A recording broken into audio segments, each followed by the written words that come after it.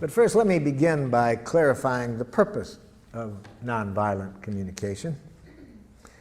Its purpose is to help you to do what you already know how to do.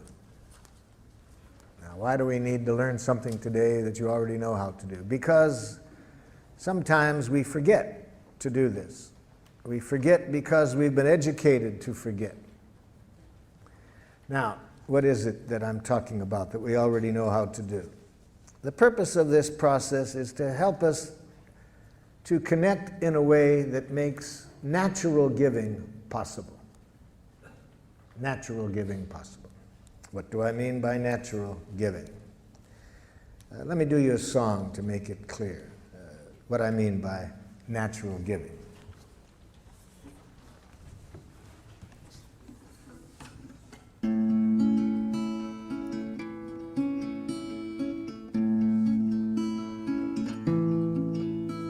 I never feel more given to than when you take from me. When you understand the joy I feel caring for you, and you know my giving isn't done to put you in my debt, but because I want to live the love I feel for you. To receive with grace may be the greatest giving. There's no way that I can separate the two. When you give to me, I give you my receiving. And when you take from me, I feel so given to.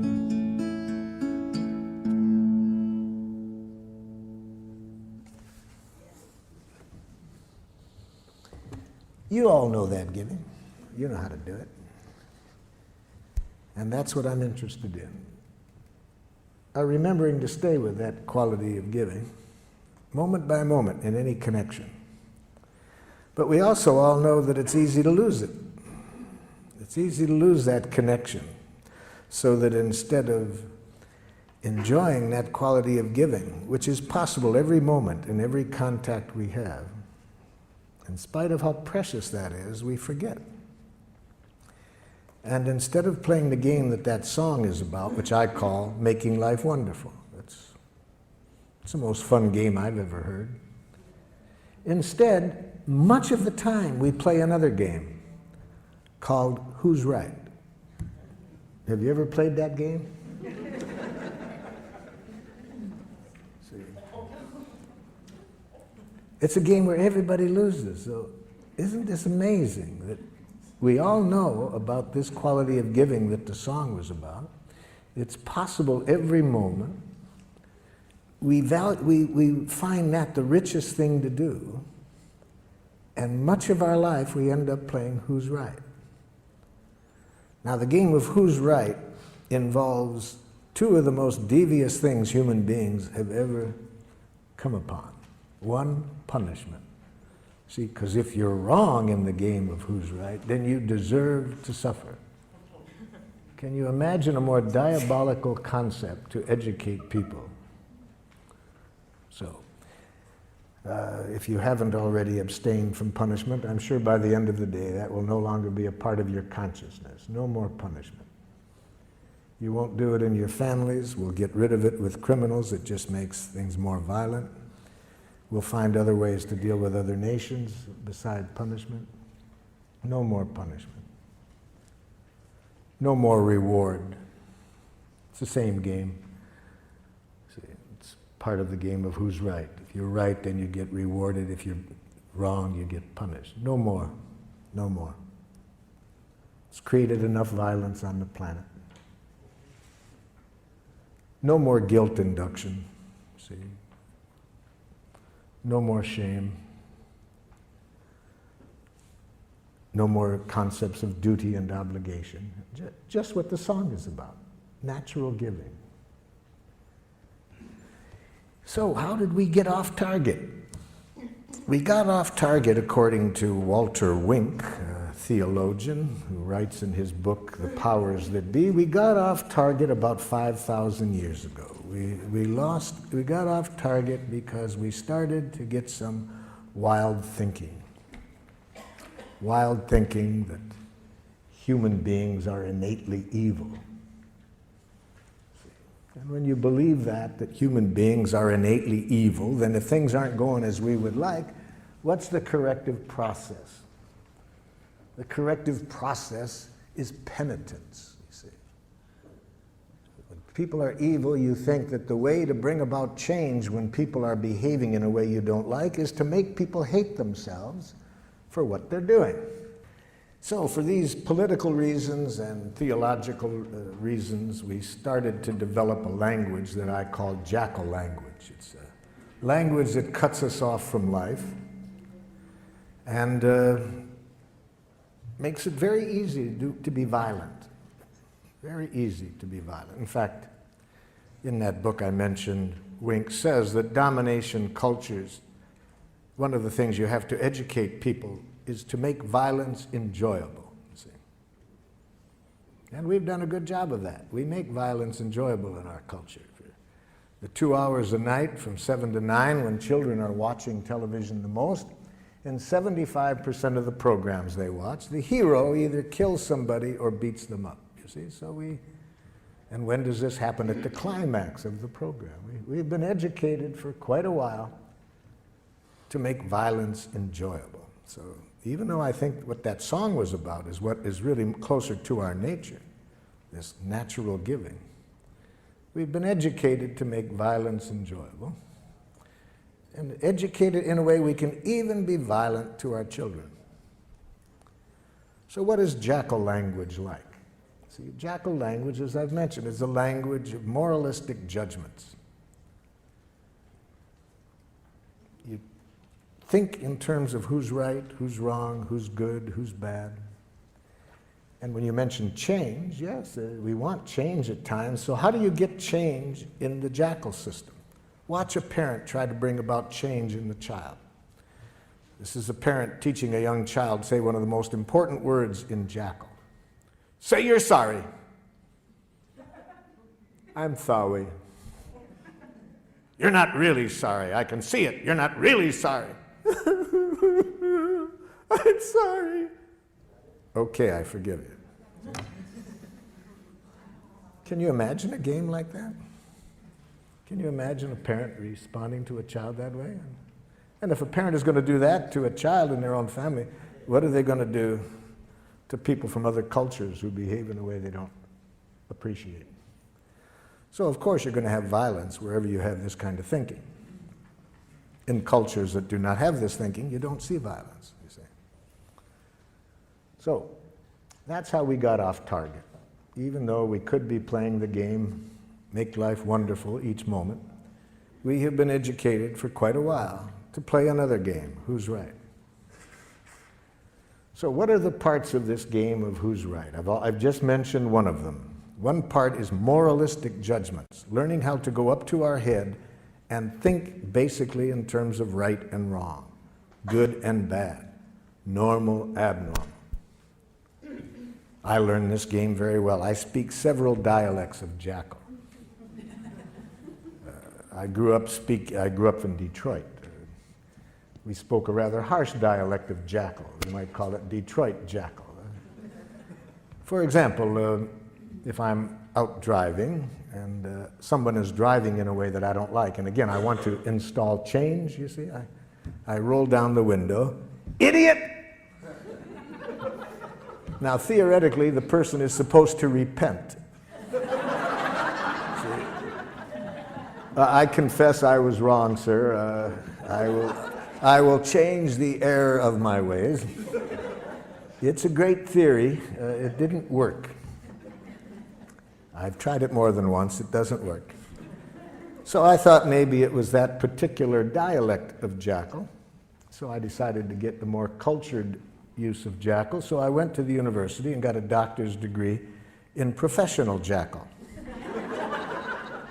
Now when somebody's driving in a way I don't like, I roll down the window. Psychopath! Still doesn't work. You see.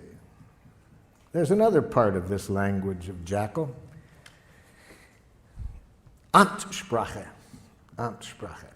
That's very important. You see, a language that denies choice, denies responsibility for our actions. I use the word Amtssprache for this part, having read an interview with the Nazi war criminal Adolf Eichmann at his trial for war crimes in Jerusalem.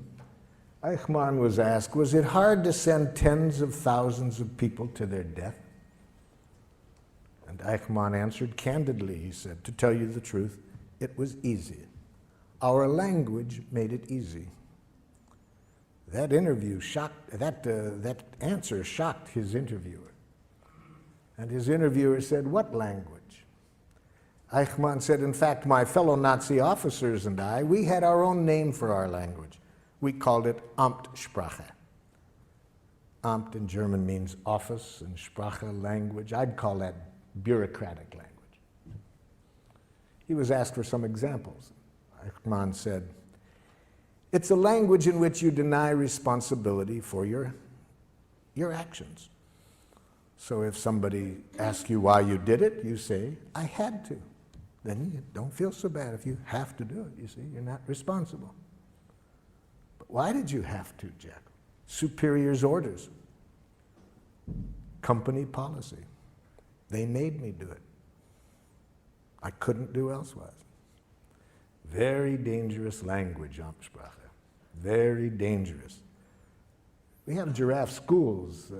I use the word giraffe, you see, as a symbol for nonviolence. We'll see today that the language we're going to study is a language of the heart. And so I use giraffe language for that because giraffes have the largest heart of any land animal. So,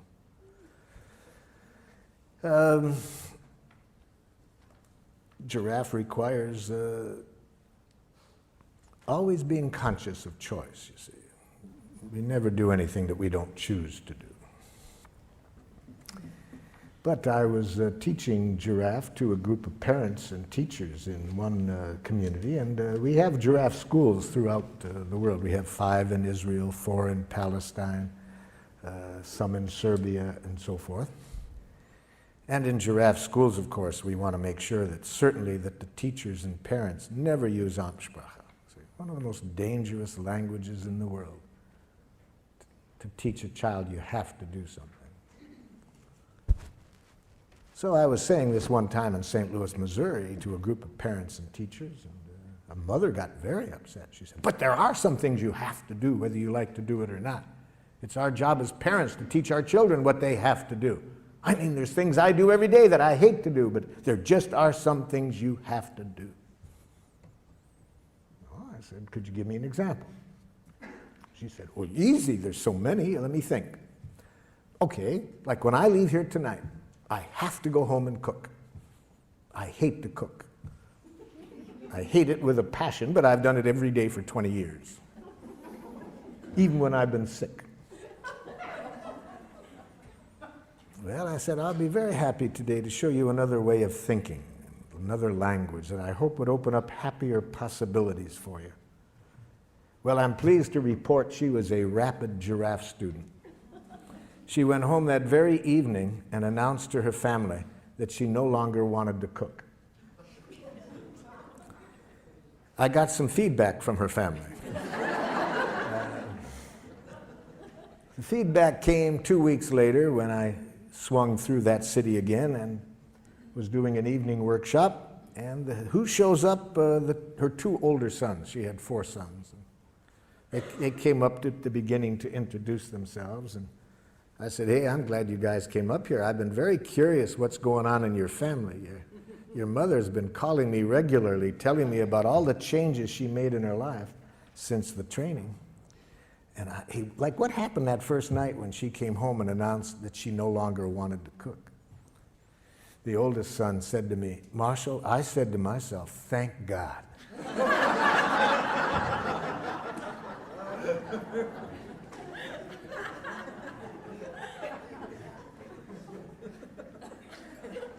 I said, help me understand that one.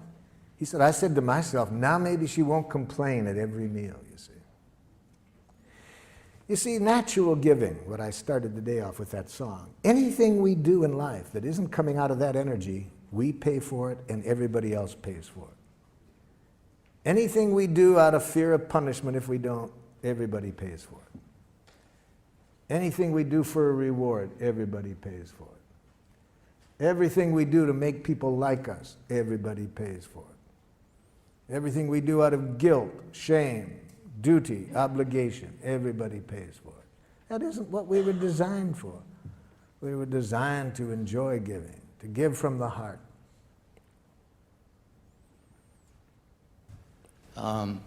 Marshall? Yes. I'm over here. My son brought me to one of your seminars, and I met you some 10 years ago. Yes. In Oakland. Yes. Now I'm trying to bring my son back to come here, and he said last night when I told him I was coming here, he said, well, why don't you go? I have a couple of appointments. Maybe you could teach me something. So I thought I would come to learn something. Maybe I can teach him. But I'd like to teach him, and I don't know how to do that. Well, I'd like to teach him to at least give me the time of day to communicate with him. He doesn't do that willingly. Okay. And when I try to demand it, it becomes worse. Yes. So how do I do that? Well, that'll be a good situation to work on today, because I'm going to ask everyone to think of a situation right now where somebody's behaving in a way you don't like. So in this case, it's your son who, when you ask him to communicate, he says no. The first thing I'll suggest is you can't teach anybody anything.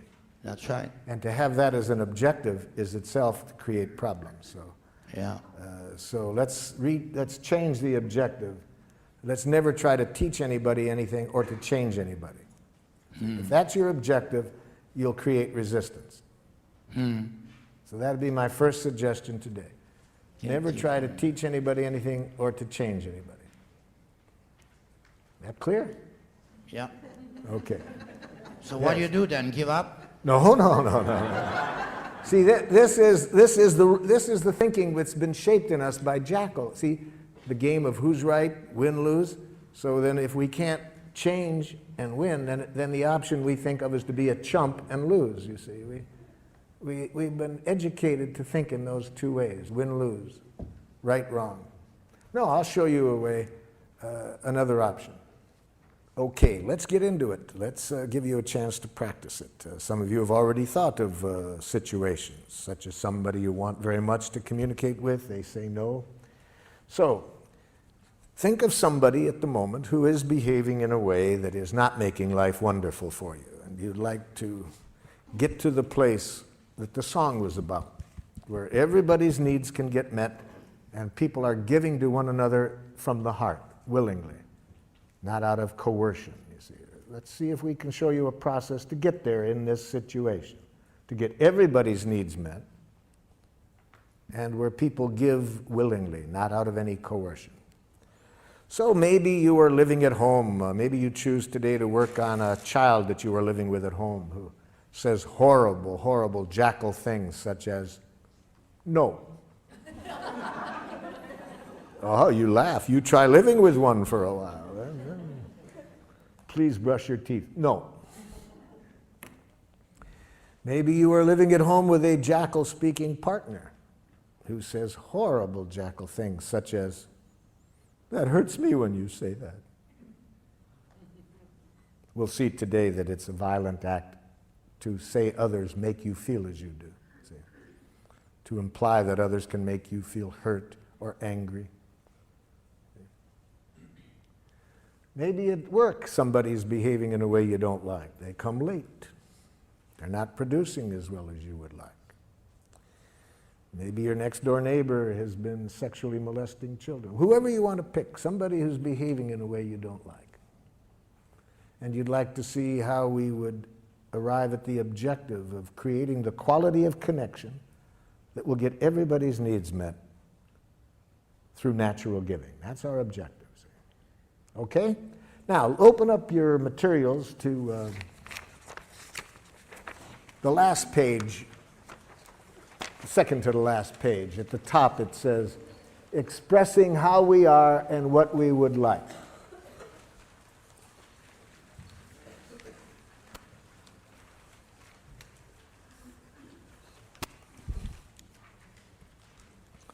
And it says under A, think of someone who does something that makes life less than wonderful for you.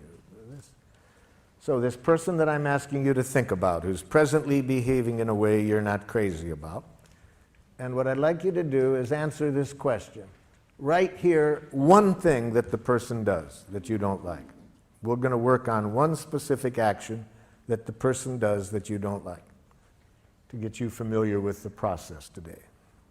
Maybe the person does several things, but we're going to show you how the process works by showing you how to communicate with the person about one specific thing they do. So write under A, one thing this person does that you don't like. Now, when I was here in San Francisco working with the school system back in the 70s, the superintendent of schools asked me to go into an elementary school. He said the parents are complaining about the quality of relationship between these teachers and the administrator. They said the tension in the school is so great that the parents want to take their children out of the school. So he asked if I would go in and see if I could open up better communication between the staff and the administrator. The plan was I would meet first with the teachers and then get the teachers and the administrator together. So in my meeting with the teachers, I started with the question that I just asked you. I said to the teachers, can you tell me one thing that the administrator does that makes it hard for you to work with him? I was asking for an observation, a concrete behavior. What is one thing he does? The first teacher to respond said this: he has a big mouth. Now, can you see the difference between the question I asked and the answer I got? I did not ask, what size mouth does the principal have? So this teacher was giving me an evaluation, an analysis that implies wrongness. You see, we've been so trained to think that way that sometimes we can't separate fact and opinion. All we see is our enemy image. See, whether it's an individual or a nation, we have been trained to think in enemy images, wrongness. And it obscures reality. We don't see the behavior, we just see our enemy image. In his book, Out of Weakness, Andrew Schmuckler says that when cultures are taught to think this way, not to just see the person, but an image, a judgment they've made, bombs are never far away, you see. So I pointed this out to the gentleman, that this was not an answer to my question. I wanted to know one thing the principal did. This man was stuck. He just couldn't get it. The woman sitting next to him tried to help. She says, well, I know what he's referring to. I said, okay, help him out. What's one thing that the principal does? He talks too much. No, too much is a judgment. I ask for an observation, not a judgment. See, this is how jackal-speaking people think. They really have been brought up to think there is such a thing as a just right amount of everything. And too much and too little, and that they know what it is, see? So they think that way. It doesn't make resolving conflicts too easy with them when people have an idea that there's a right and a too much and a too little, and they know what it is. And especially when they mix it up with an observation. I was just asking, what does the person do? And again, for the second time, this person couldn't see the behavior separate from the judgment. A third person tried to help. Well, I know what they're talking about. Okay, what? He thinks he's the only one that has anything worth saying. No, telling me what you think he thinks is an evaluation you're making of what you think is going on in his head. I was asking for what does he do? A fourth woman said, he wants to be the center of attention all the time. I said, now you're giving me a judgment or a diagnosis of his motives. Even if it's accurate, it's a diagnosis of his motives. It's not an observable behavior. My question was, what does he do? Now the entire faculty sits there quiet. Nobody can answer the question. And one of the women said to me, boy, Marshall, that's hard to do. Yes. In fact, the philosopher Krishnamurti says that to observe without evaluating is the highest form of human intelligence, you see. So those of us who have been taught to think in these enemy images, immediately to think right, wrong, good, bad, normal, abnormal, appropriate, inappropriate, to this, to that, we can't see reality. All we see is our enemy images. Well, with great help, with great effort on my part, I finally got them to get rid of the images and answer this simple question: what does he do? There was several things, but the one that they wanted particularly to start working with him on was this: that during their once-a-week faculty meetings, regardless of what was on the agenda, he would relate it to a war experience or a childhood experience. And the average meeting lasted 20 minutes longer than it was scheduled. Okay, that answered my question of what he did. He talked about war experiences, childhood experiences, rather than sticking to the agenda. I said, have you called that to his attention? They said, well, we can see now that when we tried to talk to him about it, these other judgments get mixed in, and he gets defensive. So they thought it would be a good idea to talk to him about it, but they asked if I would be at the meeting just in case. So I attended their next staff meeting, and I saw rather quickly what they were talking about, because almost as soon as an issue came up, the principal would say, oh, that reminds me of a time, and he would start to tell a story. And I was waiting for somebody to confront him on this in Giraffe, but instead of that, there was a lot of nonverbal jackling going on. People were going like this, rolling their eyes, poking the person next to them, yawning, looking at their watches, holding the watches up to the ears.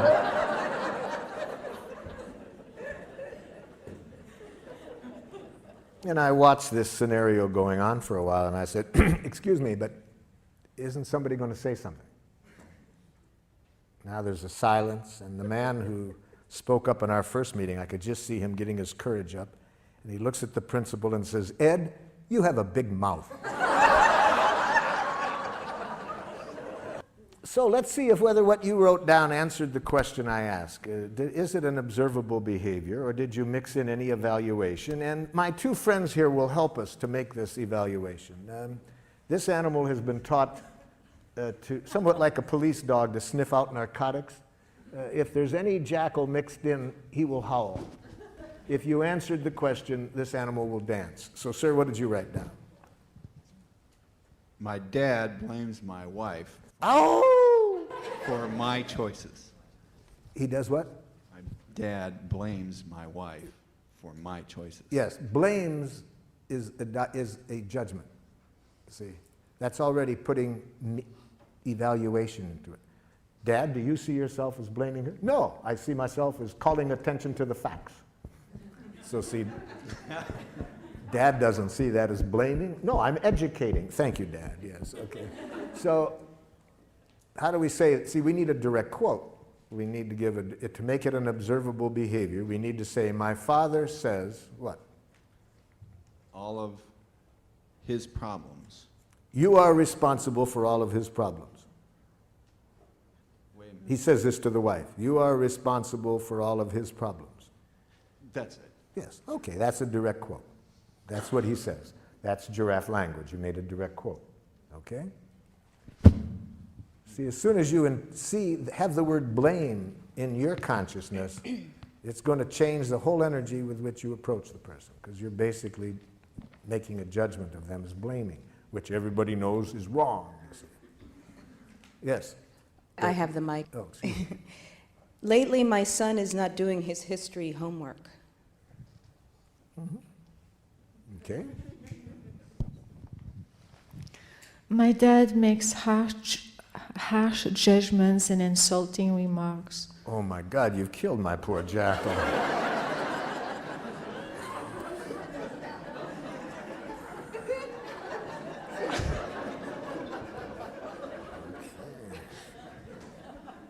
He could have handled the harsh, that was one judgment, but insulting, harsh and insulting, see, those are two judgments that... Actually, he does use insulting words. No, there is no such thing. After today, in fact, seriously, by 4:30 this afternoon, you will never hear another insult. It won't exist. Insults will not exist.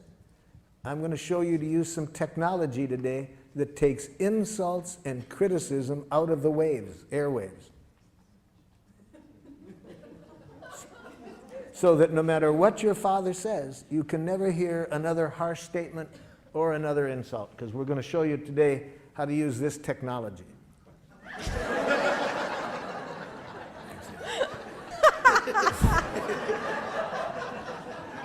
And with this technology, it will be impossible for you to hear criticism, harsh remarks, insults. With these ears, all you can hear is the only thing human beings are ever saying. Please and thank you. See, that's all. We're going to show you today that all what used to sound like criticism, judgments, blame, are simply tragic, suicidal expressions of please. My brother Yes. yells at me to get in the car to go to school, and then he makes me late to school. Who yells? See, but you see, yells is a kind of a little bit of an evaluation. He speaks in a tone of voice. Yeah. You see. Okay, it's a tone of voice. I was asked at Lincoln High School. Is there Lincoln High School in San Francisco? Yeah. Many years ago, I was asked to work with the faculty there. They were having a lot of tension amongst the faculty, racially, ethnically. There was a lot of tensions, and the superintendent asked me to work there, and I started the day asking, tell me something that somebody else on the faculty does that you don't like. Man turns to the woman next to him and says, I don't like it when you yell in our faculty meetings. She says, who yells?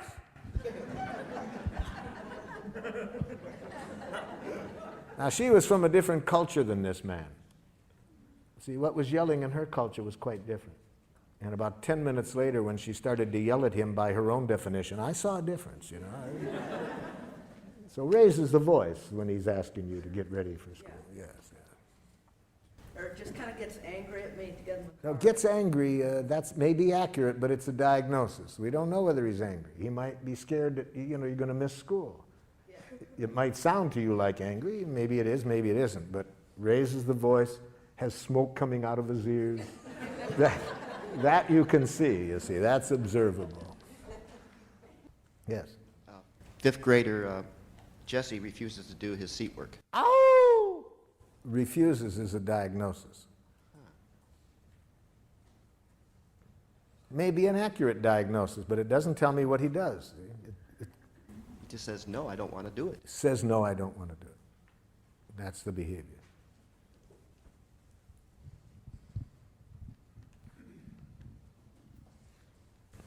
My husband doesn't tell me things which will affect me deeply.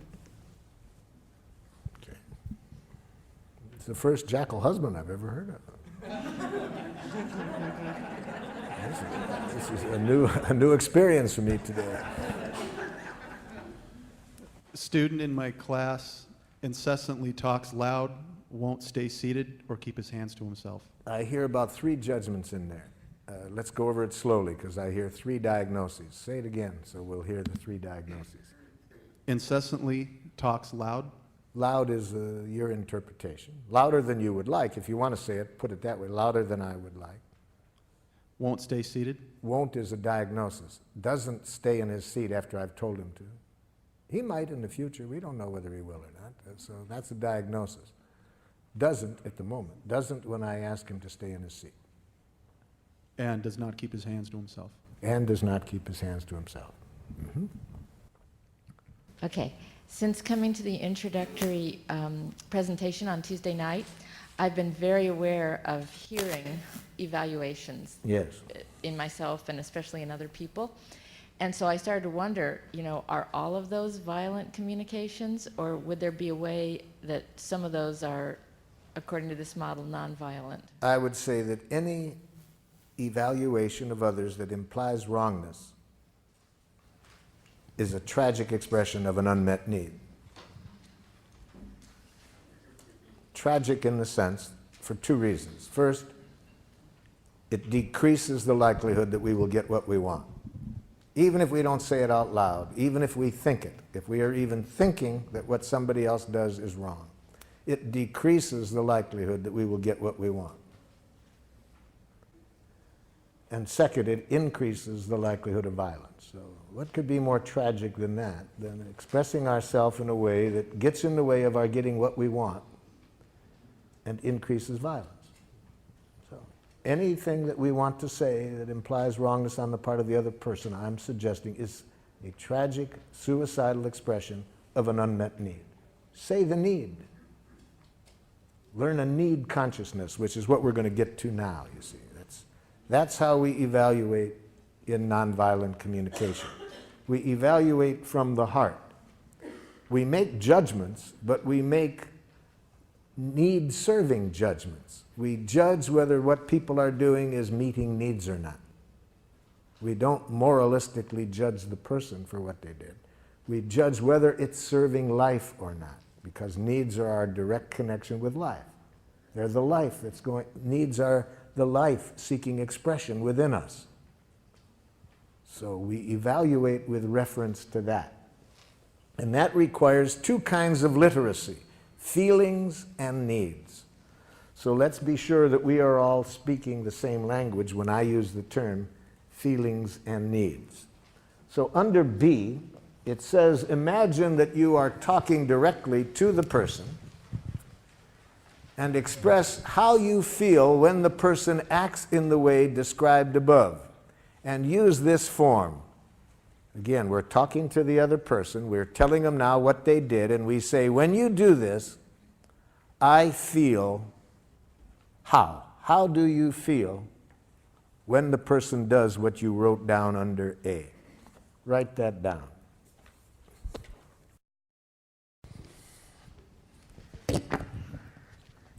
When you do this, I feel angry. Okay. Anger is a feeling created by unnatural thinking. We'll get to that next. When you're not ready to leave at the agreed time, I feel anxious and impatient. When you speak that loud, I feel intimidated. Ow! Intimidated is a diagnosis. Be careful of words that are more descriptions of other people, what you think they're doing to you, like intimidating you. So write down the following as not feeling words. Do not mistake these words as feelings. I feel misunderstood. I feel used. I feel manipulated. I feel judged. I feel criticized. I feel ignored. For example, aren't there times when you think somebody's ignoring you? Don't you feel relieved? And at other times, don't you feel angry? You see, so words like that really say very little about what's alive in you. They say much more about how you are interpreting the other person's behavior. And above all, never mistake the word rejected as a feeling. I feel rejected. No. That's not a feeling. That's a suicidal interpretation. Okay, who's got the mic? There's the mic. Yep. Hurt, disappointed, disheartened. Yep.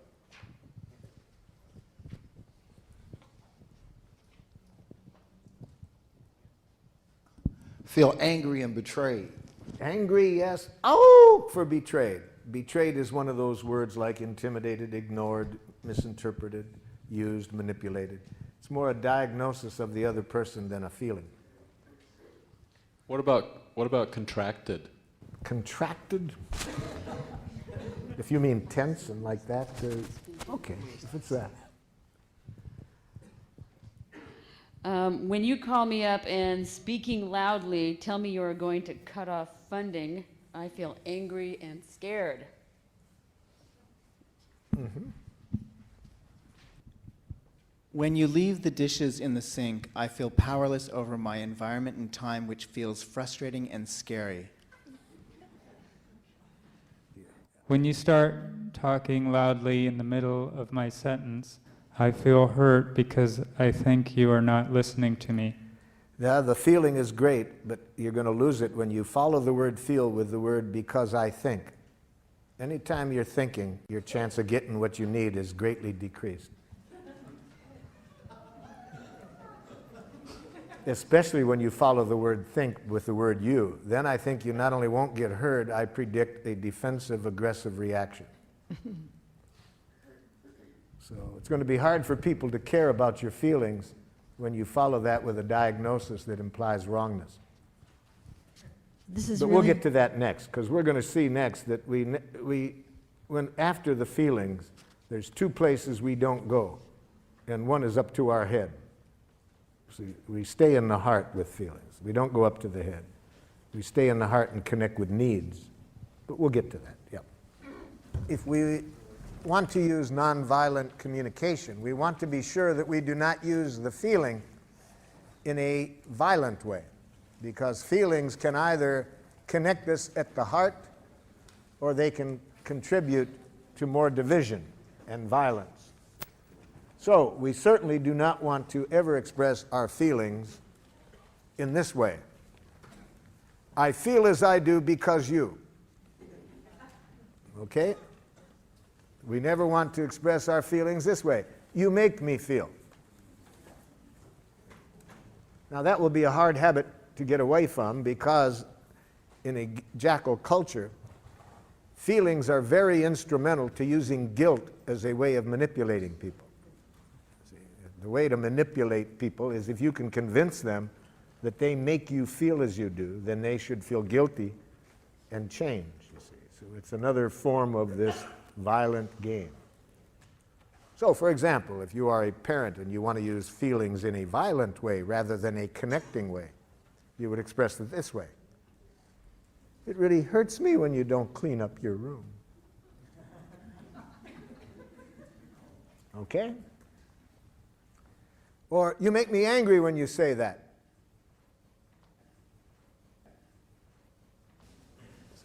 I was talking during the break about one of my happiest days as a parent was when my oldest son went to a jackal school for the first time. He had gone 6 years to a giraffe school that I had helped create, and but then I wanted him to learn how to enjoy jackals as well. So,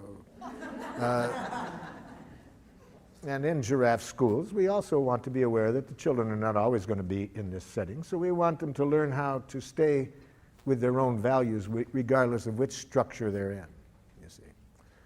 So he comes back the first day from school, and he looked less than happy, and I said, how was the new school, Rick? And he said, it's okay, Dad, but whew, boy, some of those teachers, Dad. I said, what happened? He said, Dad, I wasn't even in the front door, really. I was halfway through the front door, and some man teacher comes running over and says, my, look at the little girl. Can you guess what the teacher was reacting to? Yeah, my son's hair was down to his shoulders. See, in a jackal school, as we all know, authority knows what's right. See, there's a right way to wear your hair as a boy and a wrong way. A right way to do everything, and who knows? The teacher. And then what do you do if somebody doesn't do it? You use shame, guilt, and so forth. You use the word girl as though it's an insult. Welcome to Jackal Land. So I'm getting burned up, ready to go do a little bat therapy with the teacher. And, forgetting all about my teachings. And I said to my son, how did you handle it? He said, I remember, Dad, that what you said, that when you're in that kind of environment, never give them the power to make you submit or rebel, you see. So one of the things we want to teach children very early, no matter what structure you're in, never lose track that you are free to choose what you do. Don't allow institutions to determine what you do. I said, hey man, that you remembered that, that's a big gift. I really love that you could remember that under those conditions. Then what'd you do? I put on my giraffe ears, Dad, tried to hear what he was feeling and needing. I said, you remembered to do that? What did you hear? Pretty obvious, Dad. Looked irritated, wanted me to cut my hair. Hey, wow, man, I'm really glad you could remember that. How did that leave you feeling? I said, Dad, I felt sad for the man. He was bald and seemed to have a problem about hair.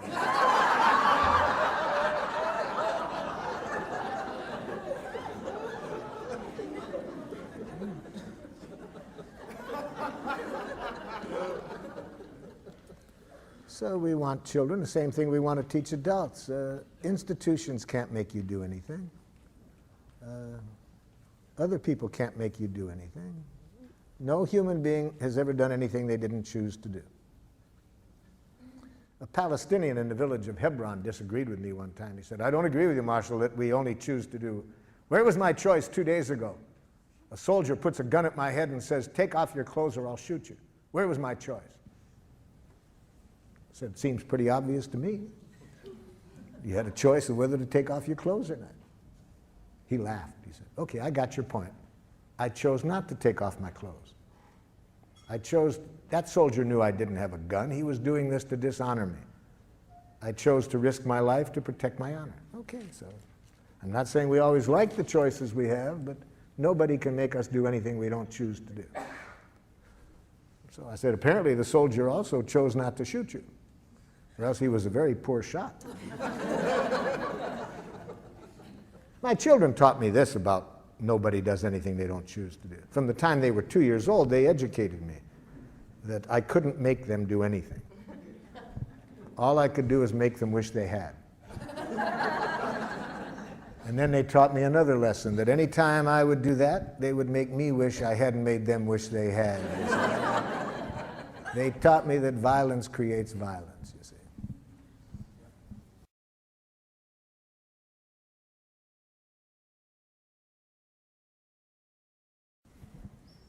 Okay, the next step then. We do not attribute responsibility for our feelings to the other person. We never say that you make me feel or I feel because you. Instead, we are conscious that the root of feelings are needs. See, behind every feeling, there is a need. Now, certain feelings tell us that there is an obstruction in our thinking, that instead of our being directly connected to our needs, we have chosen to go off to jackal-land. So what are these feelings that tell us that we're not directly connected to our needs? Anger, depression, guilt, and shame. Those feelings are very valuable. They tell us that at this moment I'm not directly connected to my needs. Instead, we are up in our head telling ourselves moralistic judgments about somebody. Anger, we're making moralistic judgments about somebody else. Depression, guilt, and shame, we're playing that game on ourselves. But we're not alive, and as I would define being alive, which is connected to our needs. Yeah. Do you make a distinction between needs and preferences or desires? Yes, we make a big difference, as we'll see when we get to the next step now, because needs contain no reference to specific ways of getting the needs met. Those are preferences or strategies or requests. So we make a big difference between needs and between preferences, requests, strategies. So let's get into that. Let's right now connect our feelings with a need. Let's not go up to our head and think about the other person. Let's go into our heart and connect our feeling with our need, because needs give us the most power with people. See, giraffe is based on a power model, power with people. It increases our power with them in the sense that it increases people's willing giving to us, to enjoy giving to us. That's power with people. We have been trained in a power over model, the use of punishment and reward. That's power over people. To get them to do things not because it's coming from their heart and they want to contribute to our well-being or to life, No, they want to avoid punishment or get a reward. So we want to increase power with people. And the most powerful form of communication to do that is to bring people's attention to our needs that are not getting met. When people's full attention is on our needs, they hear no criticism, no demands. It is natural to enjoy giving. But if we hear any criticism or demand, we lose connection with that natural desire to give, and now we want to defend and attack. So let's learn a language of needs. Under C, it says, imagine again that you are talking to the person and express your reasons for feeling as you do this way. When you do what I described, I feel as I expressed because I am needing or because I need. See? So now see if you can identify what need of yours is not getting met. Leave the word you out of here, because that will mix up need and preference. Leave the other person out of here. Just express the need without reference to the other person.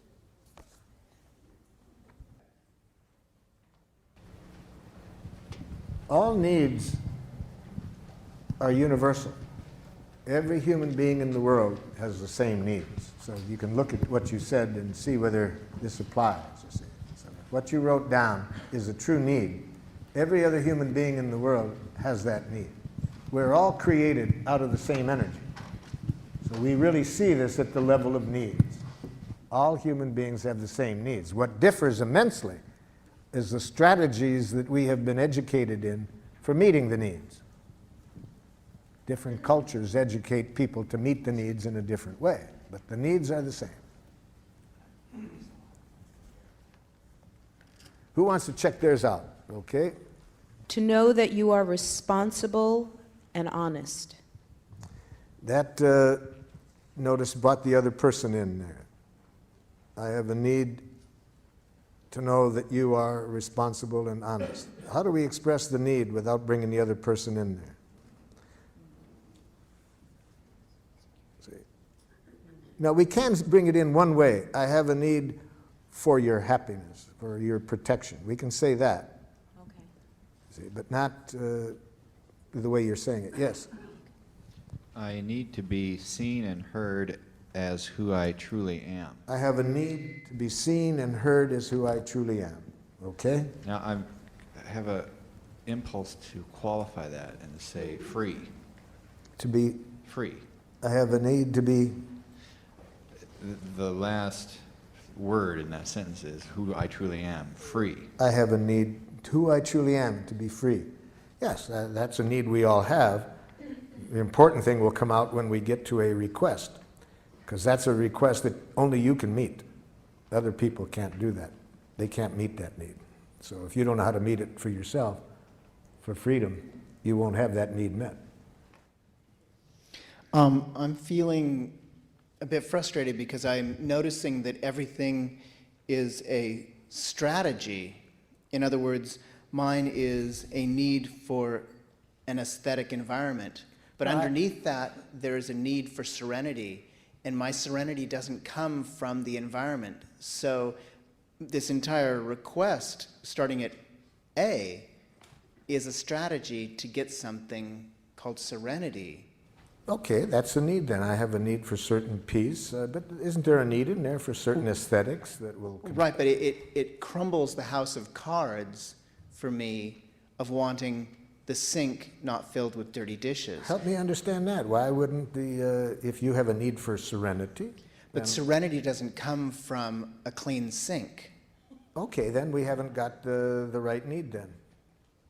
Or then it's not that you want the sink cleaned out. But I'm projecting that need onto the sink, thus onto a behavior of someone else. Well, the other person's behavior can be getting in the way of our need getting met. If the dishes aren't done, and it could be some needs of yours are not being met by that. Then you have to identify what the needs are that are not getting met. I'm not sure. I'm really not sure that I'm not basing an assumption that by having that sink clean that I'm going to have serenity, and I think it's a false distinction. Well, the nice thing about being clear about our request is we can test it out. If I say, for my need for serenity, I'd really be grateful if you would clean up the sink. The person does it, and I'm still not serene. Okay, that helps. I know that doesn't work. See, we never really know what we want until after we get it. If after we get it, it makes life more miserable, then we know that isn't what we wanted.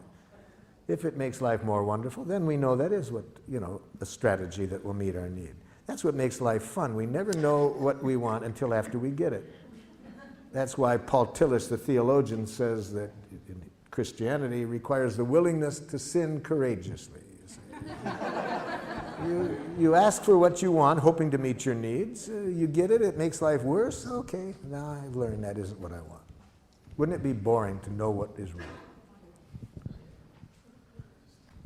Yes? When you do what I described, I feel as I expressed because I need respect and acknowledgement, and I need to be able to feel safe in my job environment. I hear needs in there. Yes.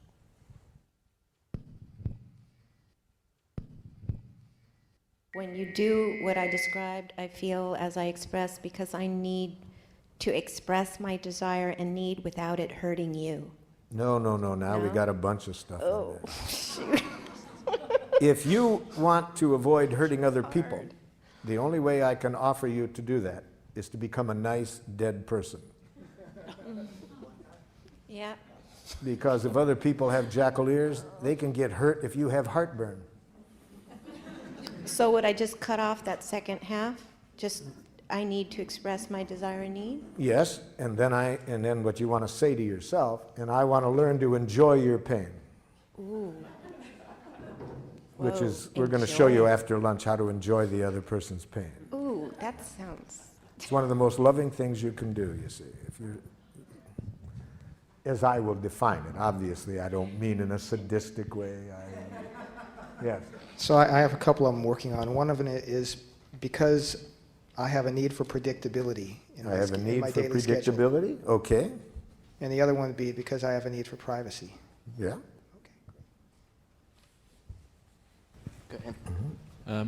My need is for comradeship and acknowledgement of my comradeship.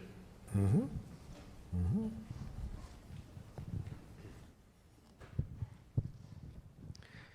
I have a need to memorialize the life of your father, and in doing so, honor the life of your entire family. Have a need to honor this life, yes. I have a need to have communication with other people that is open and supportive of life. Need for supporting of life, openness, okay? Mm-hmm. When you do this, I feel hurt because I have a need to be heard and understood. Yes, very important need, that need for understanding, to be heard, to be listened to, empathy. There's different ways of expressing it, but it's a critical need, one that we have daily. Daily, yes. Bottom line, I have a need to love you and to let your love in. I have a need to love, but don't bring the other person in there. To let I have a need for love, to love and to let love in. and to let love, yes. See, our needs don't, when we believe that our needs involve another person doing something, we take a very abundant world and make it scarce very quickly. So we don't want to mix up our need and a request. See, we may have a request, a strong request, that a particular person meet our need for love. See, that's a strategy. We may want this particular person, but we don't have a need for that person to love us. That's mixing up the need and the request. We have a need for love. We have a strong preference that this person take the actions to meet that need. But we don't want to mix up the need and the strategy.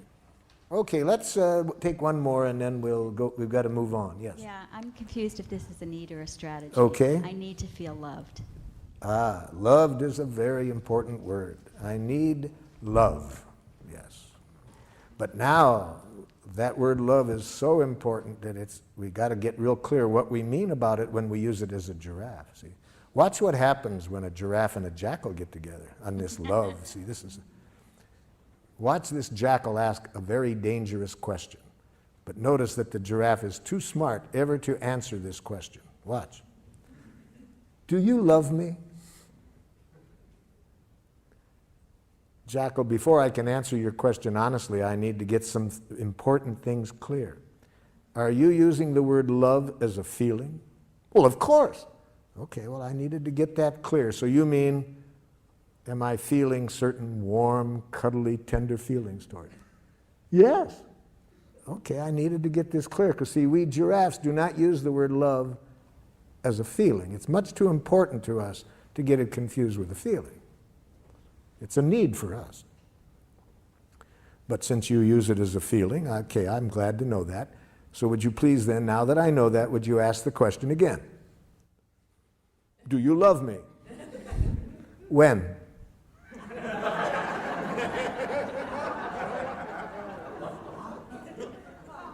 When? Well, I want to be honest. I can see how important this is to you, but how can I be honest with you about what I feel toward you without reference to a specific moment? Feelings change every few seconds. Life is changing. Feelings are part of life. So I'd have to know a specific time and place to ever answer your question of how I feel. What about right now? No.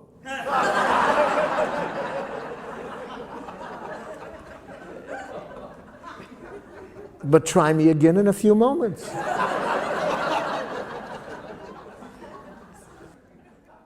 So you see, to a giraffe, love is a need, and it's a need for which we must be very clear about what requests do we have of other people to meet that need. Now, watch what happens with reference to that if we're in a love relationship with a jackal. I want you to love me. Oh, so you have a need for love, jackal, and you're giving me the honor of wanting me to meet that need. Yes. I really see how important the need of love is, so I want to be clear what you would like from me to meet your need. Could you tell me what you are requesting of me to meet your need? Now, the poor jackals, they don't live in the moment, you see. To make a clear request, you have to live now. You have to be clear what you want. So watch how the jackal handles this. So could you tell me what you want me to do to meet your need for love? Oh, you know. No, I'm not sure I do. I really see how important this need is for you, so can you tell me specifically what you would like me to do to meet your need for love? Well, it's hard to say in so many words. If it's hard for you to say, jackal, can you see how hard it will be for me to do? I never thought of that.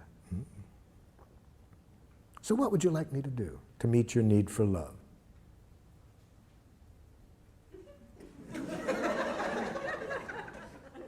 It's embarrassing to get clear. Yes, it is, because much of our oppression in close relationships comes from saying to people, I want you to respect me, I want you to love me, I want you to understand me, without our being real clear what we want when we say that.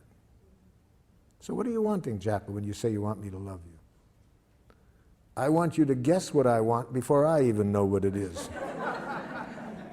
And I want you always to be willing to do it. Thank you for defining it that way, jackal.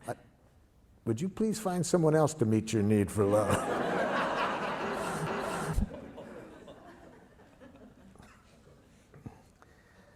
Most jackals that carry that definition of love around with them find out how impossible it is to meet on about their 5th divorce. You see, they keep thinking that they're going to find the right person to love them, not realizing the problem is how they're defining love and what they want from other people to meet the need for love, to see that it's impossible to meet that need. Which brings us to the next step in the process, how to make clear requests after we have expressed our unmet need. And a clear request defined in giraffe is, first, it's a positive action. We say what we do want, not what we don't want.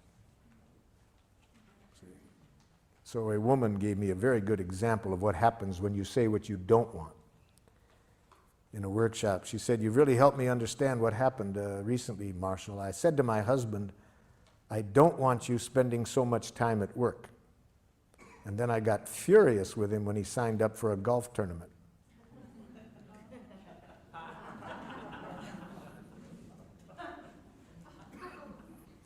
A teacher gave me a similar example. She said, "Just yesterday, Marshall, I said to this young boy, please, I don't want you tapping on your book while I'm talking."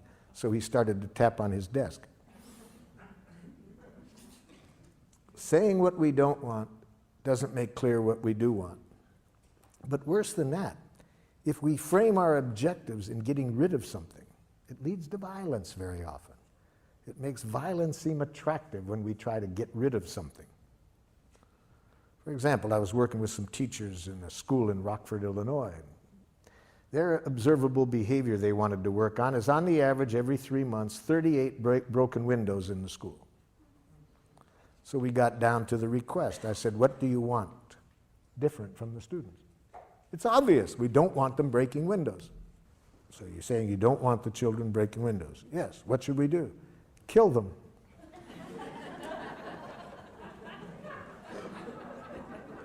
Research has demonstrated dead children break no windows.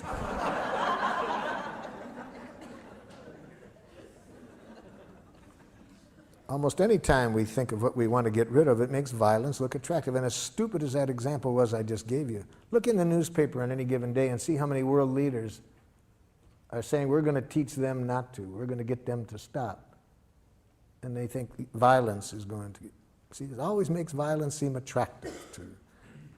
It's only, as I said earlier, when we get two questions clear. What do we want people to do? And what do we want their reasons to be for doing it? Then I think we'll see violence never works. Okay, so we want to say what we want to say in the positive. What do we want the other person to do? What do we want them to start doing differently? And second, that it needs to be clear action language. We can't do what this one wife did with her husband who came to a workshop with him. She said, "I want you to listen to me when I talk." He said, "I do listen." "No, you don't." "Yes, I do." "No, you don't." They told me they'd had this same conversation for 11 years. The problem is with the word listen. See, what does that? We can use the word listen as a need. I have a need to be listened to. But when we move to request, we need to speak action language. What specific action do we want this person to take? We can't use the verb to be. I want you to be more friendly. Not doable. We can't use feeling language. I want you to feel confidence in yourself. That's not doable. So we need to be able to make very concrete requests. Try it out with what is under D there.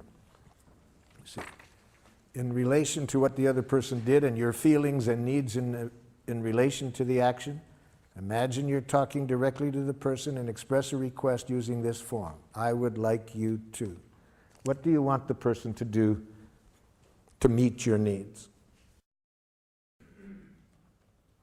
I want you to obey my instructions. Let's use the word, I want you to do what I told you to do. I want you to do what I told you to do.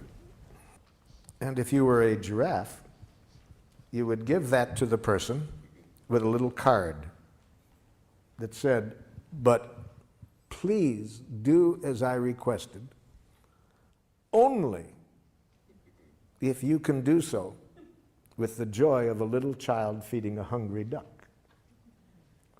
Please do not do as I request if there is any fear of punishment motivating you. Please do not do as I request out of a hope for reward or that I will like you if you do. Please do not do as I request out of guilt, shame, duty, obligation. Life is too short to do anything for anybody out of that." So what I'm getting at is when we do make a request, we want it to be sure that the person trusts it's a request and not a demand. So we'll come back to that, but let's just work on the clarity of the request to begin with. Yes, so what is your request? I would like you to do what was agreed upon. Okay. Give me the space to complete my thoughts. Oh! Too vague. Give me the space. Let me complete my Let thoughts. me is not doable. Let me show you what I mean. A woman said to her husband, came to a workshop, I want you to give me the freedom to be myself. He says, I do. No, you don't. I said, hold it, hold it. Give me the freedom is not doable. Let me? No, that's not doable. Allow me? It's not doable. What do you want from him when you say, give you the freedom to be yourself? It's embarrassing, yes? What? Say it. Oh, it's embarrassing. Say it out loud. What do you want when you say all of that? I want him to smile and say it's okay no matter what I do. Okay, now you're honest. You see, so what do you want? I want to express myself. Yes, you can do that. Nobody can stop you from expressing yourself. So I'm getting interrupted. You want the other person to wait until you finish speaking? Yes. Before starting? Yes. Okay, that's the doable action. So how do we know? You can only tell whether it's a request or a demand by how I treat you if you don't do it. That's what tells people whether we are making requests or demands. What is their memory of how we act when we don't get what we want? If people have in their memory any punishment on our part in the past when they don't do what we want, any blame, it will now be hard for them to trust that we are making a request and not a demand. It will take the joy out of giving to us. So let's follow that example a little bit more for me to show you what I mean. So I say to you, I'm really lonely this evening and would have a need for some company. Would you be willing to spend the evening with me? And you say, Marshall, I'm really preoccupied with some things at work and would really need some space to myself this evening. Could you find someone else to be with you this evening? And here's my reaction.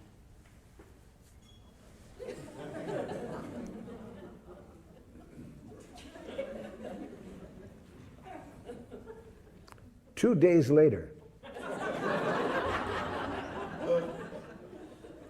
you, what's the matter? Nothing. You, come on, what's the matter? You knew how lonely I was. If you loved me.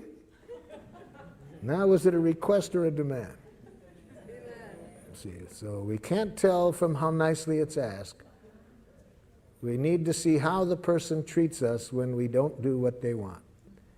That's when we trust that they make requests or not demands. So we are going to pay for every time in the past when we used any coercive means to get what we wanted.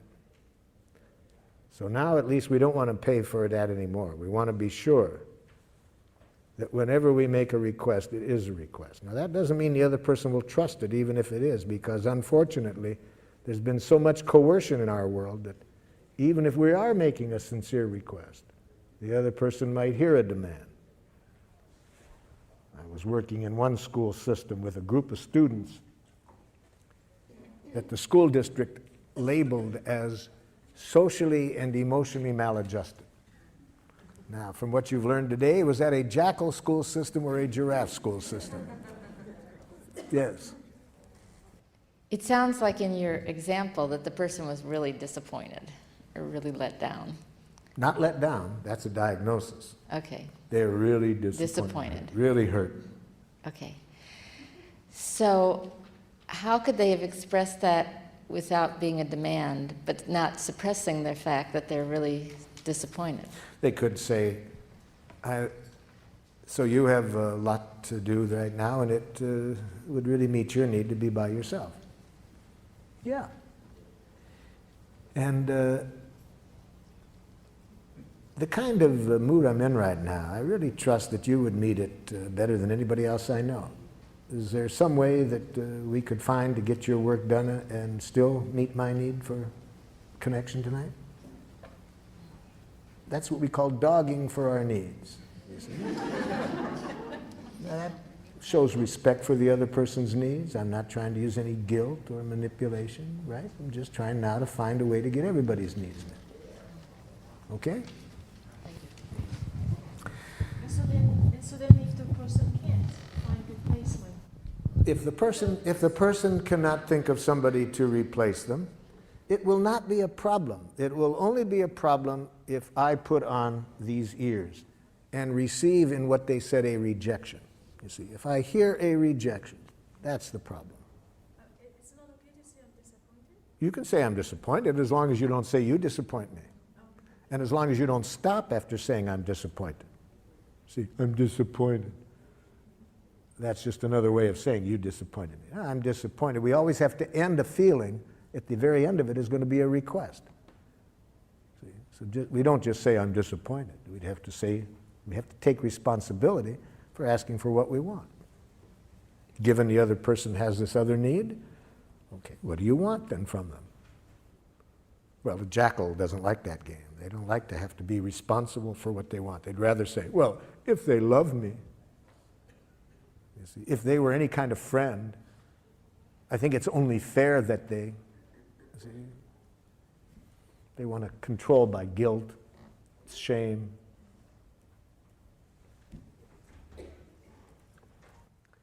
So the school district asked me to work with these students that were labeled socially and emotionally maladjusted. Poor school system doesn't realize that labels lead to self-fulfilling prophecies. When you label people that way, they're going to behave that way. Come on, be honest. If you are labeled socially and emotionally maladjusted, you're one of those students, doesn't that give you permission to have fun in school? Labels lead to self-fulfilling prophecy. So I knew it was going to be a rough day just by that label. So when I walk into the classroom, it already starts. Half of the students are hanging out the window, screaming obscenities at their friends in a courtyard down below. So I made a request. Excuse me, I would like you all to come on over and sit down, please. I'd like to tell you who I am, what I'd like to do today. Half the students come over. I wasn't sure the other half had even heard me, so I repeated it. Would you all please come over? Now everybody comes over with the exception of two young men. Just my luck, the two that didn't come over, the biggest ones in the classroom. And again, I wasn't too sure they'd heard me, and I was praying it might just be a problem with acoustics, so I said, would one of you two gentlemen tell me, please, what you heard me say? Yeah, you said we had to come over and sit down. You see the problem? I make a request. He hears a demand. So I said, sir, I have learned to always use sir with people who have biceps like he did. Especially with the tattoo on top of the bicep. I said, sir, could you tell me how I could have let you know what I was requesting so it wouldn't sound like I was telling you what you had to do? He said, huh? See, that's a radical paradigm shift for somebody who's been educated under domination conditions, domination structures where authorities claim to know what's right, you have to do it or else, you see? So it's a radical paradigm shift in giraffe schools where people don't make demands. They just make requests. So I realize this is not going to be easy with this gentleman. He's probably carrying with him a lot of traces of being punished when he doesn't do what other people want. Or blamed. I'm not expecting him to give it up right like that. So I said, sir, how could I let you know that I was requesting something of you without it sounding like I was bossing you around? I don't know. I said, just what's happening between you and me right now is much that I wanted to talk about today, because I was wanting to look at a way we could interact where nobody bosses others around. And I didn't expect life to be so easy. That was all he needed. He trusted at that point that I wasn't trying to tell him what to do. And he came over, and we had a very cooperative day. But as long as people hear our request as demands, they have only two choices, submission or rebellion. And neither of us are going to connect us with people in a way that's good for anybody. So the main thing that's the difference is not how nicely we say it, but how we treat people when they don't do what we want. Now, let's hear a few of these so we can see what kind of reactions you might get back. If you openly express your heart, you try to your best not to criticize, not to demand, what do you get back? She gets excited and defends herself. Well, I need to hear the specific statement, but I don't know what you mean by defends herself. What does she say? Got to be specific. For the next exercise, we need to know specifically what the person says or does. See, that's your diagnosis that she's defensive. What does she say?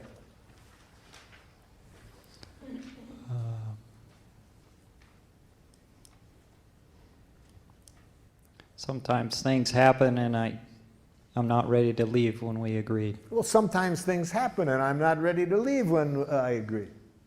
Okay, that's what the person says. I can't do that because I have a hard time connecting with people as partners. I can't do that because I have a hard time connecting to people as partners. This is their response back? Yes, What what did the person respond back? he says, nothing I do is ever good enough. Nothing I do is ever good enough. Okay, here. I Mm-hmm. guess I should go through the whole thing. She says she doesn't like the way I wash dishes or make the bed. Yes. I feel angry and resentful. Yes. I feel, as I expressed, because I need to be accepted for my willingness and ability to do a job the way I do it. Yes. I would like you to acknowledge my work positively. Even if I don't feel like it? How do you want me to, how would you like me to respond positively when an idiot could do a better job making a bed than you do? Okay, that's the last thing. She would say that she can't because I never do it the way it should be done. Yeah, so the problem there is with the present request. What do you want from this person? I think what you want is this. I'd like at least some gratitude expressed for my willingness to do what I did. And if I could get at least the gratitude for that first, I could better hear how you would like me to do it differently. Would that be closer? It'd be closer, but I'd still like her to accept the way that I do it. What does accept mean? Now we got to translate accept into a doable request. What if this person has a sense of aesthetics? You see, I can already tell what the problem is in your relationship. I've already made a diagnosis. You want to hear my diagnosis? Okay. You are a slob and she's a neat. See, there's these two kinds of people in the world, slobs and neats. And for some reason or other, they always live together. It doesn't make sense to me. You see, there's so much of this goes on every day about how to wash the dishes, how to make the bed. Now, I'll give away which one I am. I once cleaned the house immaculately. And my partner came home and said, I thought you were going to clean. True story, true story. So you know what I am, right? I wrote her a song that night that goes, if you wonder about the cause of my domestic distress, it's that my partner is antiseptic and I'm a total mess. Last night at 2 a.m. I had to go to the head. In the time it took me, she made the bed.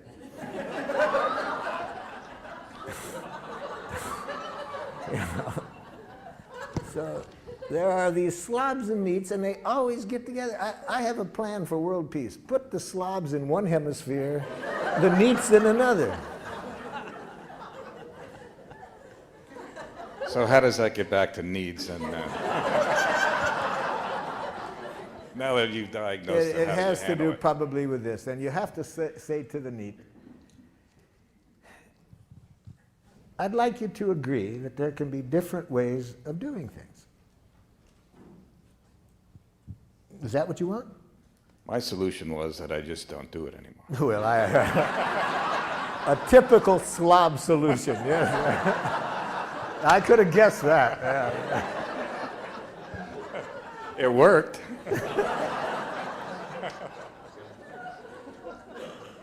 I would really like some acknowledgement. First, I'd like some expression of gratitude for what I did. I'm not saying you have to like it, but at least I'd like to hear some gratitude, if it's sincere, that at least that I was trying. Second, I'd like you to agree that there can be different ways of defining what is an adequate way to make a bed.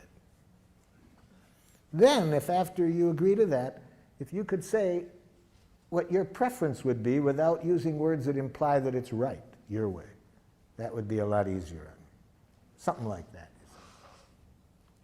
Where is it? You sound like you're doing something out of a book. You sound like you're doing something out of a book. Talk like a real person. Don't use any of this psychology crap on me. Something like that. Yes, yes, yes. Especially they're going to say that when you're a baby giraffe, you know, because you're trying a new way and it's going to take a while and it's going to go slowly. And when I was first learning this, I was having a conflict with my oldest son, and I was sounding like it was coming out of a book. I was having to stop and think everything I said. And the poor guy, he had his friends waiting for him, and he said, "Daddy, it's taking you so long to talk." I said, "Let me tell you what I can say quickly. Do it my way or I'll kick your ass."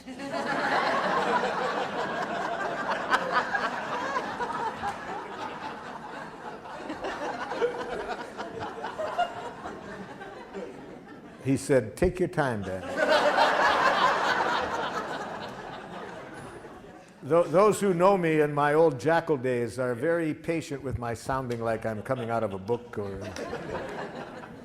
Yes.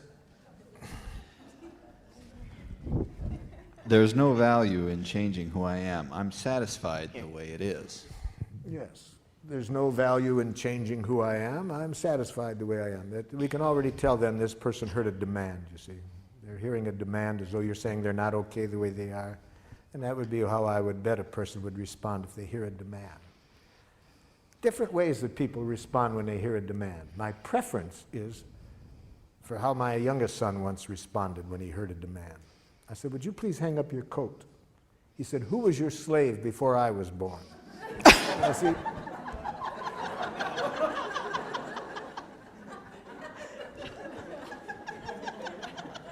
I like that way because I know he hears a demand then, right? It's pretty clear. Now, then there's other people who it's harder to guess if they're hearing it as a demand. For example, you say to them, "Would you please come over and just sit on the couch with me and talk with me?"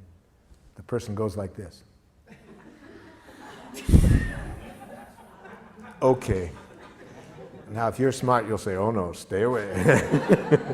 They're hearing a demand, you see, but they're giving in. But the worst case scenario, this is the dangerous one, you see, is if the person hears your demand, your request as a demand, and they respond this way. "Oh, sure, I'll do it." And they do it.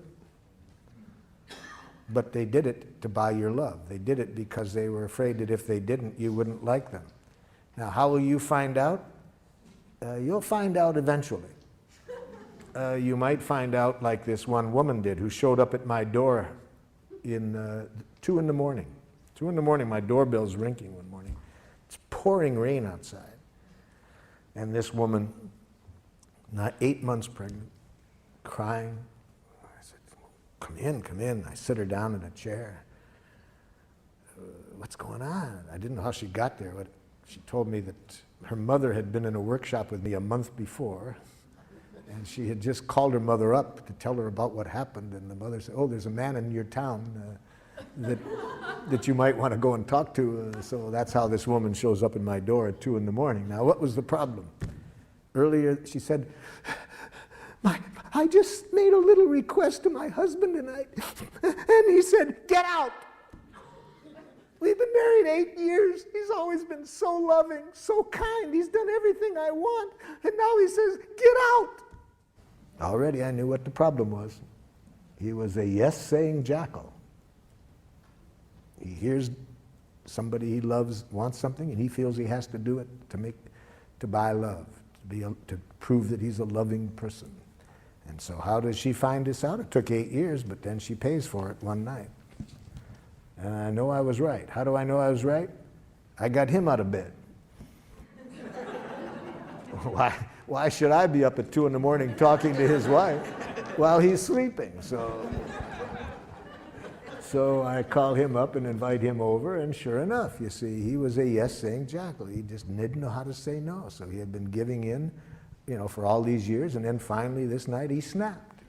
So that's how you find out. After 8 years, she found out that he was hearing demands and lovingly giving in to them. You certainly don't want to ever receive those messages, any one that you've just responded to. You never want to hear what the other person thinks. Never hear what a jackal-speaking person thinks.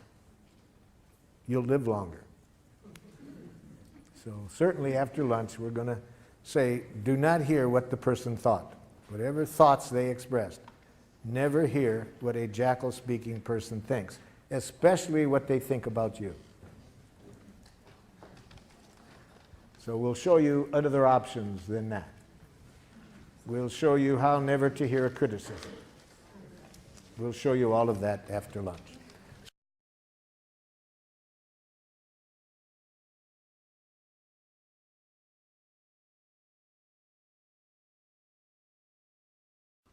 See, there's only two things that human beings are ever saying: please and thank you.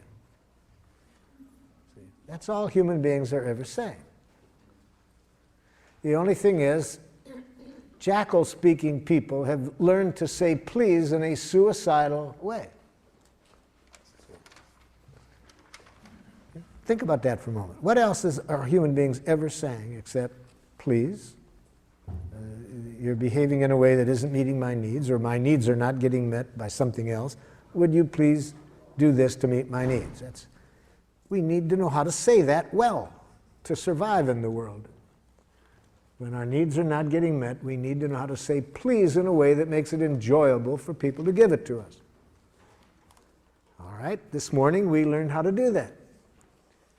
Just learn how to say what you are feeling and needing, and make a clear request. Make sure that no words come out of your mouth that imply wrongness on the part of other people. Do everything you can to promote in people the trust that when you make a request, it is a request and not a demand. And that increases the likelihood that people will enjoy giving to you. So we studied that this morning. Now, the other half of the process is how to receive from other people what's alive in them and what they are needing to make life wonderful, and how to receive that without hearing any criticism or demand, just to hear what's alive in them. And we need to learn how to do this even when these other people are saying please in this strange way that we've been educated to say please. You know, you were all speaking perfect giraffe for about a year. See, so what I'm teaching you now is really not a second language, it's really your first language. I'm bringing you back to life, to nature, to your first language. So now the other half.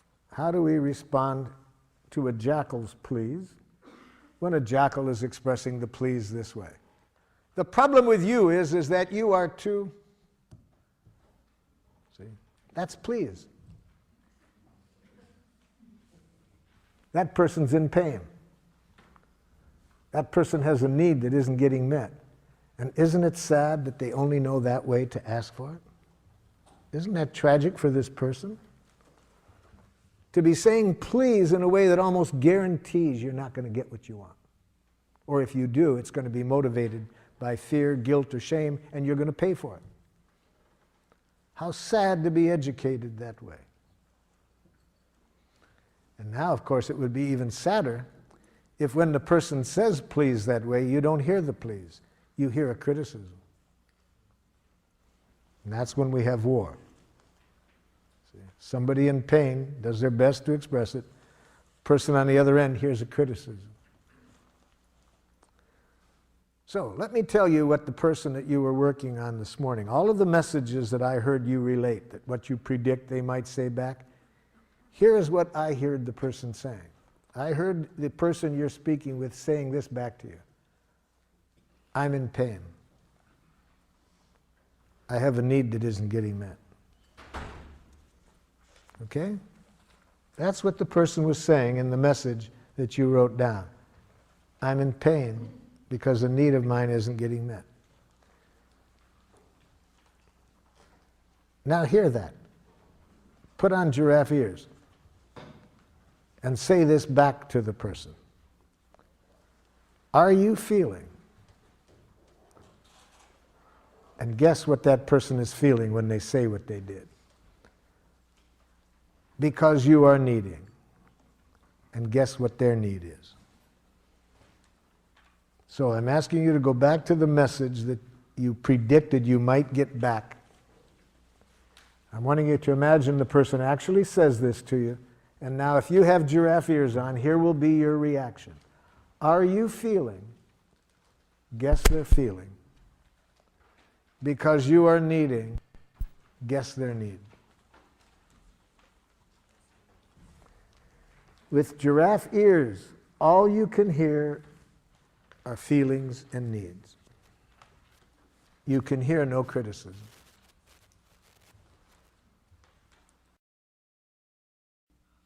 A number of years ago, I was working with a group of women in religious life, and they had a conflict for some 15 months that was creating great pain within their community, and they asked me to help them resolve this. And I suggested that we begin by having everybody express their needs. What needs of yours are not getting met in this situation? And after the first speaker's second word, I could see why, after 15 months, not only had they not been able to resolve the issue, but why it was causing increasing pain. Can anybody guess what the second word was?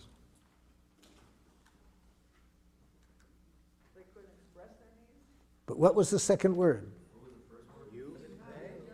First word was I. I think. Yes. That's, as soon as I heard the second word, I could see why it would. Notice my question of them was, what needs of yours are not getting met? And instead of an answer, I got, I think. Immediately I knew trouble. And here's what the rest of the message said. I think that if we are to be in religious life, we must take our commitment seriously and dress as though, dress in an appropriate way. See, I asked for a need. That's what I got back. And then another religious sister said, Sister, I agree, but I think. See, 15 months. What was the issue? The issue was whether to wear traditional clothing or not, you see. This was the issue. 15 months, had not been able to resolve it. In fact, great pain in that 15 months. The community was divided. But I asked, what are you needing? And I got thoughts. Thoughts. You see. So it took me a while to teach them never to hear the thoughts. Do not hear thoughts. Only use the thoughts as a window. Look through the thoughts to the needs that are behind. Hear the needs behind. It'll be a whole different world. Don't hear thoughts. They finally got it. They finally started to look through the words, the thoughts, to what was behind. And then it was amazing how in a short time we resolved the conflict. My partner Ruth Bibermeyer was with me at the time and saw this miracle that comes whenever we hear through the words to what's behind them. I feel so sentenced by your words. I feel so judged and sent away. Before I go, I'd like to know, is that what you meant to say? Before I rise to my defense, before I speak in hurt or fear, before I build that wall of words, tell me, did I really hear? Words are windows or they're walls. They sentence us or set us free. When I speak, and when I hear, let the love light shine through me. There are things I need to say, things that mean so much to me. If my words don't make me clear, will you help me to be free? If I seem to put you down, if you felt I didn't care, try to listen through my words to the feelings that we share. Words are windows or they're walls. They sentence us or set us free. When I speak and when I hear, let the love light shine through me.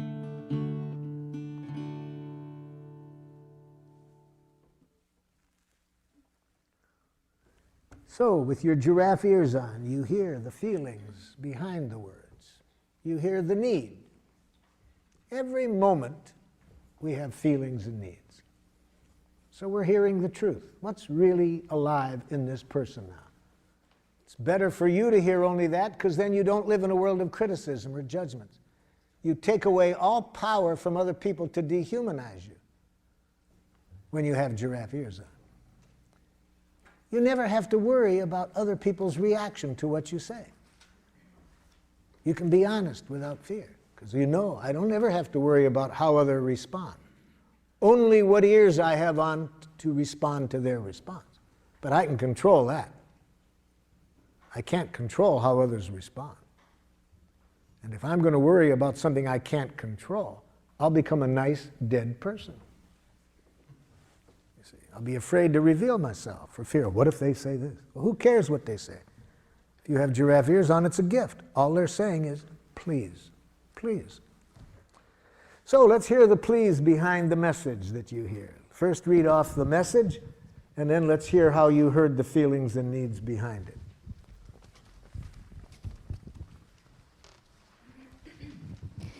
What I expect my daughter would say was, I can't control myself when I'm so angry. I can't control myself when I'm so angry. And when I thought about it, I would think I could say, are you feeling frustrated because you are needing some other ways to express your anger? That's what I ask you to do, to try to hear the feelings and needs. And even if that's not accurate, notice what it does, even if it's wrong. It demonstrates a value. It demonstrates that you value what's alive in that person. That you're taking the time to try to connect with what's alive in that person. When people trust that that's what's interesting to you, already we can solve anything, you see. What makes it hard to resolve things is when people feel the other person is only interested in winning. They don't care about me. They're just out to show me that I shouldn't do this.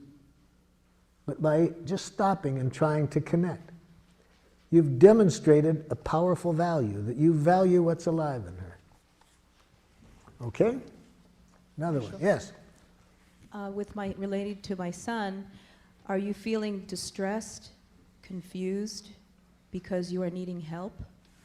That's the idea. Again, even if it's not accurate, it gives notice, even if it's not accurate, it brings the other person's attention to their needs. Gives them a chance to correct it. Better to be guessing wrong what a person needs is than to hearing what they think. You'll be living in a different world when you are trying to connect with their needs than the world you'll be living in if you hear what they think. I need some help in addressing the feelings and needs behind the answer that I got back, which was one of the things that you said before lunch, which can be the most dangerous, when somebody just said, you make a request and somebody says, yes, I'll do that. Yeah. can you help me? I mean, I could guess. I mean, what I wrote down was, are you feeling pain because you're needing recognition for the job you're doing? Okay, I like that. But, okay. But go ahead with the but. I mean, it feels like there's a huge leap from the response, yes, I'll do that, to me asking that question. Yeah, you're trying to sense what's really behind it. That's one of the two giraffe ways. The other possibility that would also be giraffe is to say bullshit in giraffe. How do you say bullshit in giraffe? I'm feeling uneasy with your okay. Okay. I wish I could trust it, but I don't. I'd really like you to take a moment and really tell me whether it would meet your needs to do as I requested. So that's when I would guess that the okay isn't okay. So that's how I would say bullshit in giraffe. Thank you. Giraffes are not nice. See, much of, I think, the violence in the world is created by nice people. So don't mistake the word nonviolence as being nice. Are you feeling abandoned? Not a feeling. It's a thought. Don't encourage jackals to think that way. Are you feeling afraid? Now we're cooking. Because you are needing reassurance? Now we're cooking. That I will not disappear? That your needs will be taken care of. Leave yourself out of the other person's needs. They can live without you.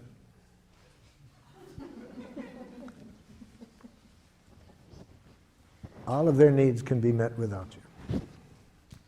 How could I satisfy your needs? How could I satisfy your needs? That's a jackal question. That kind of question, if the other person is smart, they'll take the Fifth Amendment. Yeah. This was an answer to when my daughter said, "You sound like you're reading from a book." You sound like you're reading from a book. And I say, "Are you feeling scared, separate, or alienated? And are you needing to be responded to in a genuine, heartfelt way?" Yes, but you're doing it again when you do that.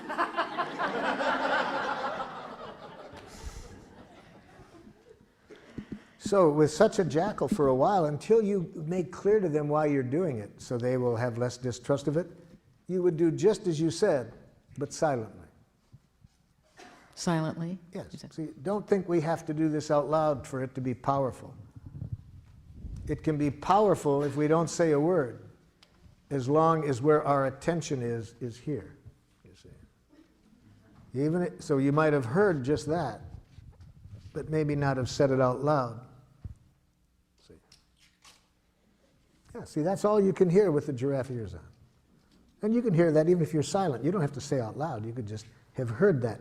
But you'll show that your attention is here from your eyes. Because when we're hearing what is in a person's heart, our eyes are different than when we're hearing a criticism or when we're making a criticism. You see? Our eyes, it's not subtle. Now, the advantage in being able to say it out loud is the person can correct us if we're not accurate. But even if we don't say it out loud, we live in a different world when we're connecting here than when we're hearing criticism. This is a, the question would be, that I would have asked would be something like, I would like you to ask me for help if you need it. Yes. And then the person responds, I am afraid of becoming a burden. No, it's almost a giraffe response. So how do you respond to this person? I'm afraid of becoming a burden.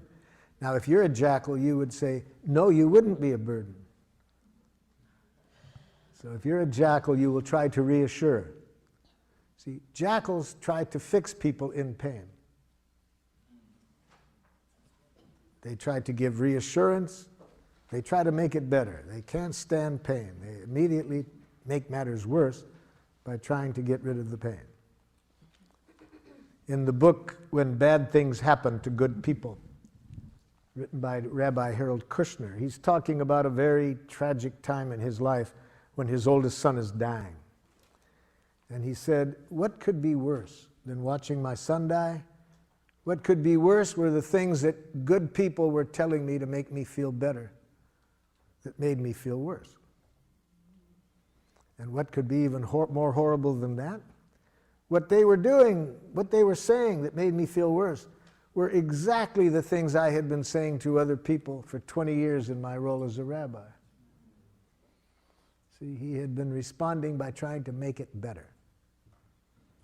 See? So we don't want to do that now. This is an important message. Well, I'm afraid that I'll be a burden. So put on giraffe ears. What is this person feeling and needing when they say that?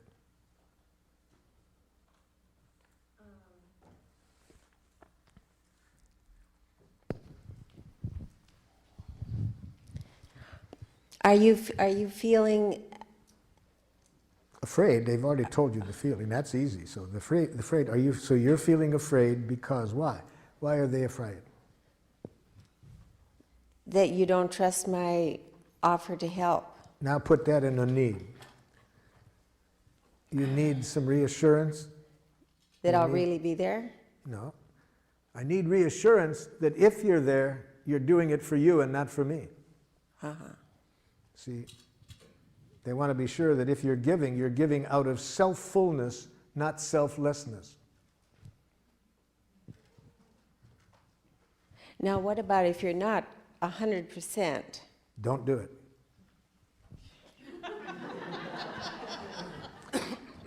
I would suggest you heed Joseph Campbell's advice when he, having studied all the basic myths of the world and the basic religions, concludes that if there's one wise thing that seems present in all the basic religions, it's this: don't do anything that isn't play.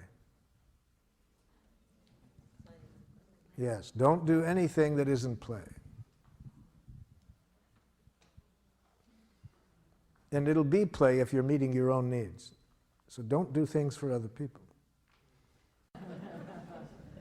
Well, the only right way is Hold your it, way. hold it, hold it, hold it. Your ears just dropped off. Put your ears back on, because if your ears are on, you will never hear the word right. It doesn't exist.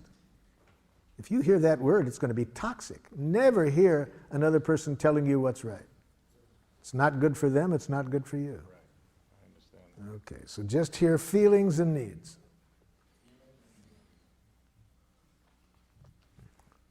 I tell you 30 times, you don't listen. My God, can't you see this bed? Pardon? No, you don't. You're proving now you don't. Isn't it funny If how you were listening, you wouldn't say, I listen. Isn't it funny how he always comes in? Pardon? It's funny how he always comes in. Yeah. So, what's this person feeling and needing?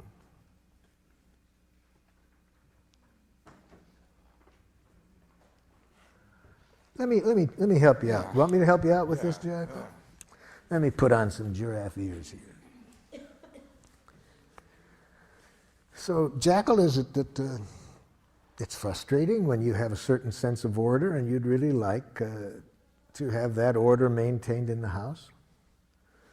Well, that's a part of it, but that's not the only thing. I've told him over and over again. Oh, so is it that you feel hurt because you have a need to feel like your needs matter? Yes. It's like this doesn't matter to him. He doesn't care. So what's really the pain for you in this is your need to feel like you matter, that your needs matter. Yes.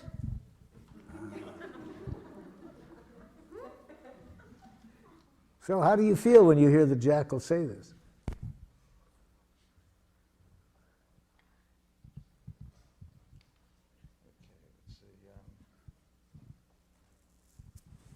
I'm feeling like I don't, well, that's not a feeling. I'm glad you're catching it. Feeling confused. Yeah? Feeling confused, primarily because I can't identify the needs that are being expressed. So you would really like to be able to hear a need like that when it's really going on? Yeah, I would like that. Yeah. You don't act like you do. Hold it, Jack. Hold it, Jack. That isn't going to make it easier for him, Jack. That isn't going to make it easier. So it's really painful for you. It's hard to believe that he cares enough to really matter. Yes, because I've told him over and over, so it's really for you an issue of whether your needs matter. Yes. I'm feeling that it's not so much the beds or the dishes, though. Feeling it's something else. I'm just telling you what it is. It's the general fear I have that my needs don't matter to you. How do you feel when the jackal tells you that? Still confused. What makes you confused about this? Because I don't know how to respond to those needs. What it would take is just empathy. If she could just feel the empathy that I just gave her. If you could just say, are you feeling in pain because you have the need for reassurance that your needs matter? Yes, yes. I've tried to tell you that for years. You don't listen. Now it comes in. I guess now I'm feeling sad because I'm not meeting the needs. Hold your sadness. She needs more empathy. See, this is what often happens. We get to our feelings too quickly. With my help, we just got started. This is not the end. There's a lot more pain in there that she needs empathy for before she can hear your sadness. So, Jackal, am I hearing you that for you the real painful issue here is not being confident that your needs matter? My needs have never mattered in any relationship, not in my family and not now. So what's real painful is for you to feel that your needs matter, and this has been going on a long time. Yes. Yes, I do everything I can. I've told him over and over again. So you do everything you know how, and when your needs still don't get responded to, it really hurts. Yes. Now, see, it hasn't been easy for me to give this jackal empathy. I was wanting to jump in and educate her, but the way you're asking for it, Jackal, I think is going to make it hard for people to give it to you, see? I've wanted to say that almost every time. So I had to take a deep breath and realize empathic connection before education.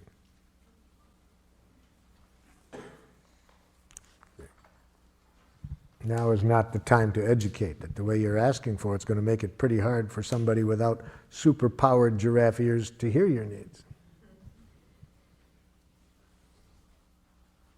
Question on that. Doesn't this situation require some kind of resolution or solution? Yes, or yes, and almost yes.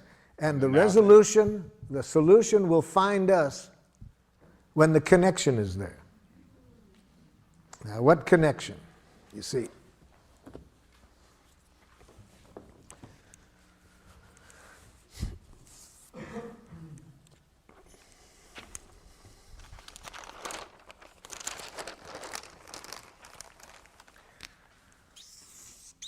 here's your wife's needs.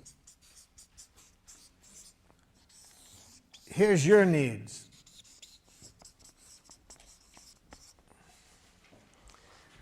When she hears your needs without hearing any criticism or demand, and you hear her needs without any criticism and demand, the solution will find you. The conflict will resolve itself. It does need to be resolved. But what most of us do, we skip this and go right to here. For example, I sometimes do workshops just with married couples or other people living together in a love relationship. And what we do to begin the workshop, we identify the couple who has had a conflict, the longest outstanding conflict that could not be resolved. And I make a prediction, and it's right. My prediction has been accurate in maybe, I'm sure, at least 75% of the cases. But my prediction is this, that we will resolve the conflict within 20 minutes. Within 20 minutes from the point at which both parties can tell me what the other party is needing. Okay? Now, one time we found a couple married 39 years. 39 years had a conflict, had not been able to resolve this conflict. The wife said to me, Marshall, I can tell you right now, we're not going to be able to resolve this within 20 minutes. We have a good marriage, we communicate well, but this is just one of those things that we're different people and we just have a conflict here. Now I said, let me correct one thing. I didn't say we're going to resolve it within 20 minutes.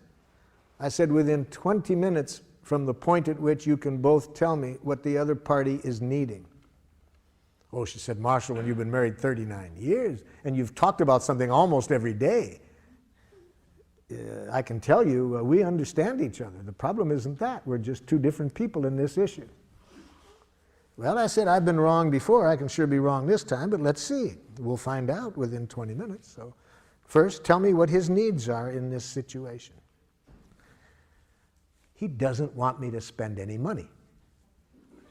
He responds immediately, that's ridiculous. 39 years of communication.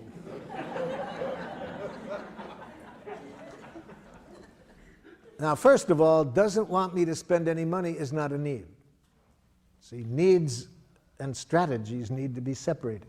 They had been talking about how much money she could spend and not spend, but the more important issue there was whether who takes care of the checkbook. He unilaterally controlled the checkbook, which was really the main issue between them. See, but I'm saying I don't even want the couple to talk about the strategies or the solutions until the connection is there. When the connection is there, the conflicts usually resolve themselves. So I pointed out to her, no, that's not a need. And even if it was, notice he's saying that's not accurate. Well, she said, okay, let me then tell you what his needs are, Marshall. You see, he's just like his own father. They both have a depression mentality when it comes to money. I said, stop. Now I'm hearing psychoanalytic jackal. Now it's going to take another 39 years if you get into that. No, I'm not asking for an analysis of his personality. I'm saying, what are his needs? She didn't know. After 39 years, she had no awareness, consciousness of his needs. So I said to him, okay, well, she doesn't know. Why don't you tell her? Well, Marshall, let me tell you what her needs are. You see, she's a lovely woman, wonderful mother, a wonderful wife. But when it comes to money, she's totally irresponsible. Here comes another 39 years, you see. I ask for a need, and he gives me a diagnosis. And, of course, she immediately says, that's unfair. I said, hold it. So I could see they didn't have a need literacy, so I had to loan them my ears. So with giraffe ears, of course, I'm conscious that all judgment, she's totally irresponsible, is a tragic expression of an unmet need. You see? So if she would have had these ears, they would have been able to resolve this in the first year of their marriage. But she didn't. She was taking it personally. So I helped them out. I said, when you say she's irresponsible, are you feeling frightened and need to be sure the family is protected economically? He said, that's exactly what I mean. Well, that wasn't what he had been saying for 39 years. But he didn't know how to say his feelings and needs. Okay, so I've got his needs identified. He was scared, wanted to protect the family economically. I turned to his wife and said, could you tell me back what you heard him say? But because I did, one time I overdrew the checkbook when we were, first married, now he thinks, I said, excuse me. Notice what the first word that she said was, but. See, she doesn't know the cardinal giraffe rule. Never put your butt in the face of an angry person.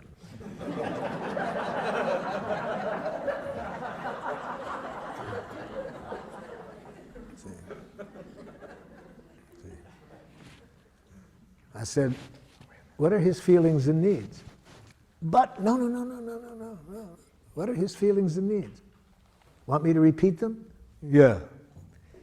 I hear him saying he's scared. Well, but, no, hold it. Calm down, calm down. Hear his feelings and needs. See, but after 39 years of enemy image, it's not easy for somebody to shift these images, you see. Once we get one of these images in our mind of the other person's wrongness, even when they are expressing their needs, we don't hear it. These enemy images are hard to get past, you see. So she's been seeing him as cheap and having this depression mentality for 39 years. See? So she can't see the human being behind her image. I said, let me repeat it again. I hear him saying he's scared because he needs to protect needs to protect the family economically. Can you say back? Yeah, he thinks I'm irresponsible. Let's try it again. After 3 more repetitions, finally, she could hear his needs and feelings separate from her judgments. Finally. Yes? Did you try to empathize with her at any point, or did you just keep repeating his need and try to get her to Yes. After I had tried twice to get her to hear it, I could see she was in too much pain to hear him. So I had to do what I was just demonstrating like this. Actually, I had needed to give her some emergency first aid empathy. So you did do that. Before I could pull her by the ears to get her to hear him. So if after I tried 2 times to pull the jackal by the ears, it's hard to do that because they keep trying to bite, you know, then I back off. So it really hurts when you hear criticism. Yes, yes, I mean, blah, blah, blah, blah, blah, blah. Yeah, and so you really need to be trusted. Yeah. Okay. Now I'd like to repeat what he said, and I'd like to have you tell me back what he heard. So yeah, I did have to do a little bit of cleaning up the mess before I could. See, every image that she's heard in the past, every criticism, which she'd heard for years she was irresponsible. Now it's hard for her to hear the need that was being expressed all along behind that. So finally I get her to hear his feelings and needs. Okay, we're halfway through. Now this much took me an hour. Okay, now I try to help her. So could you tell me now what your needs are? Well, just because I made them, I overdrew the checkbook, before, that doesn't mean I'm going to do it again. He said, yes, but we could be out of money by that. Excuse me. So, you're really frustrated, and if I hear you correctly, you have a need for some trust that you can learn how to handle money. Yes. Okay. Husband, could you tell me that? Yeah, and we'll be out of money by then. Excuse me. Can you tell me what her feelings and needs are? Would you like me to repeat it? Yes. Okay. About 3 more repetitions, he hears her. It didn't take 20 minutes to resolve it at that point, you see. Whenever I go into situations where there's been a lot of conflict, I don't even allow the people to talk about strategies until they're connected at the heart level. I was working with 2 tribes in northern Nigeria, one Christian tribe and one Muslim tribe. 1/4 of the population killed in 1 year. 1 out of 4 people killed. Took my colleague 6 months to get them to agree to come into a room together. During that 6 months, 60 people killed. So by the time it took us to get everybody into a room together, 60 people killed. So now it's not a husband and wife I have on opposite ends of the table, but the chiefs of 2 tribes. I start the same way I did with the husband and wife. I'd like to hear you express your needs. What needs are not being met? I'm pretty much guessing ahead of time I'm not going to get an answer to my question, because if people had been communicating at the need level, there wouldn't have been 100 people dead. So I wasn't surprised when instead of getting an answer to my question, I got this back. These people are murderers! Well, you've been trying to dominate us! See, I ask for needs, I get back diagnoses. So just as with the husband and wife, I put my ears on, translate each statement into a need, get the other side to hear it. It wasn't easy. I had to do a lot of first aid empathy to get, because like when I got this person behind murderers was, so you are frightened of any use of violence to resolve conflict and want some agreement to resolve it in some other way? Yes, exactly. Okay. Could you say back what you heard? Then why did you kill my child? So it wasn't too easy. But anyway, it took about an hour again for me to get one need expressed, one need heard, one need expressed, one need heard. And one of the chiefs who hadn't spoken yet said to me, if we know how to communicate this way, we won't have to kill each other. See, it just took 1 hour to see that if they can just stay connected at the heart level, nobody has to die. There's plenty of resources for getting everybody's needs met. But we lose that when we get up into our head and start to analyze wrongness. Yes? But does this need understanding develop into a, well, sort of a, not necessarily a give and take, but where one person would give in to the other person's need? No compromising in giraffe. Not necessary to compromise. Everybody's needs can get met. Nobody has to give in. Nobody has to give anything up. Because I agree with you, I have to say, and especially when it comes to doing things for other people, because my theory is that if I do something for someone else, that gives a person power over me. Well, whereas if I do would it put for it this myself, way, if you do anything that involves giving in, both people pay for it. Nothing has been resolved. It's going to create problems. So is there a needs dialogue or needs literacy you mentioned that I have understanding what they are? need literacy in my book. And if you want to develop your need literacy, I suggest you do the following activity.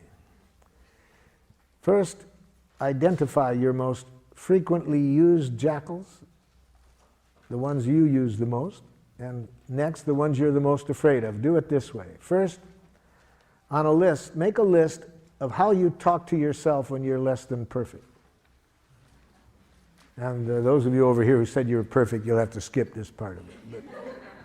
But for those of you who aren't perfect, make a list of how are you most likely to speak to yourself when you're less than perfect. So that's jackal list number one. Next, make a second list. What are the jackal messages that go on in you when you are angry at others? So when you're judging others and are angry, what are you most likely to be saying to yourself or out loud about the other person? So that's jackal list number 2. Jackal list number 3. List those things that when other people say it, at the moment you respond to defensively or aggressively. And put on that list things that you have been so afraid that people might think it of you, that you've become a nice dead person to avoid it. So in other words, put into that list not only what people have said that got you defensive, but things you're scared of they might say. Okay, now do this exercise to build your need literacy. Go back over that first list where what you say to yourself when you're less than perfect. Now, for each judgment, think of what might have been the stimulus for it. See, you've got to relate each of these to a specific context. So, say to yourself, let's say the first thing is you have on your list number 1, what a dumb thing to do. Okay. Think of what you might have done to stimulate that. Okay. Then put on giraffe ears and hear the need behind stupid. See, I'm saying that all judgments are tragic expressions of unmet needs. So ask yourself, when I say that to myself in that situation, how stupid, what need am I expressing through that judgment? What need of mine isn't getting met? And here's where you can use the list in my book. If you can't come up with it yourself, just look through the list and your body will tell you when you're getting close. Really, because, yeah, that's what my need is. See, the need comes much closer to the truth than any judgment you make of yourself. So do that for every item on the list. Second, what you tell yourself when you're angry at others. Again, identify concretely what the other person might have done to stimulate this. Then ask yourself this question: when I judge people as idiots for doing that, what need of mine was not being met in that situation? Again, try to guess it without my list, but if you can't find it, look through my list to find one that comes closest. The third list, what others say to you to get you defensive. Practice putting on the giraffe ears. Imagine what you did to stimulate it. And in that situation, guess what the other person's needs were that weren't getting met. So you see, it's just learning a new language, learning for every time there are these jackal judgments, to as quickly as possible to bring yourself back to life. Or more specifically, connect to needs. Needs are life. Yes? My question is, I never know what to do when I know I'm never going to meet another person's, expectations of me. Yes. Well, first of all, never hear an expectation. That's thoughts. Expectations are thoughts. Don't hear it. Don't even hear expectations. Hear what the need is. What is the need that the person is asking for you to meet? You don't want to live up to expectations, but it is fun to meet needs. Do you think that that human beings can always meet other people's needs if they're real? All of our needs can be met. I don't think you have to do it. There's several billion other people that could meet the other person's needs. Even if you could do it, you may choose not to. I see. And that won't be a problem. The other person can hear a no if they first feel empathy for their feelings and needs. That will leave them feeling at least that their feelings and needs matter. Right. That makes sense. Yes. But then again, you have to know how to say no in giraffe. That would be good for me to learn. Well, let me help you out. Never use the following words when you're saying no in giraffe. No. I can't. I don't want to. I don't have time. It's not possible. Okay. Now you know how not to do it, right? Now here's how you do it. To say no in giraffe, you need to be conscious that a no is a poor expression of a need. So say the need that keeps you from saying yes. No. So if you had giraffe ears on just now, you wouldn't have heard me saying no. You would have said, what is Marshall's need that's keeping him from saying yes? And you might have said back to me, Marshall, are you having a need for completion of other things you'd like to do right now? You see? You would have tried to hear the need behind the no. So what I said is, all no's are tragic expressions of a need. So say the need that keeps you from saying yes. Don't say no. The way that I have this framed, I feel as though I am responding to a person's expectations. So it's a work environment. Are you feeling afraid of being held responsible for the quality and quantity of the work that I'm doing? And this is to a supervisor. Are you feeling scared and need to protect yourself? That might be the need that I hear you guessing. Are you feeling scared and need to protect yourself in this matter?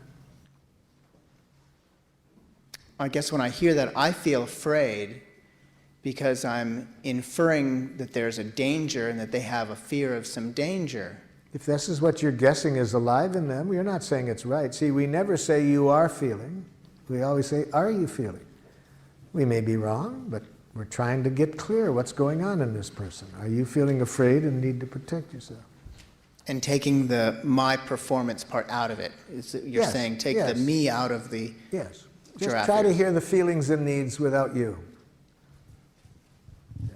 We know what that is in this situation. They're talking to you about some things you've done or haven't done. So in the context, we're pretty clear what's going on. What we want to hear now is their feelings and needs.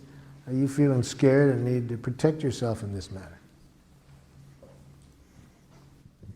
Now, if this is in many settings where the people are not used to having feelings dealt with, the other person might get very upset with having their feelings being talked about.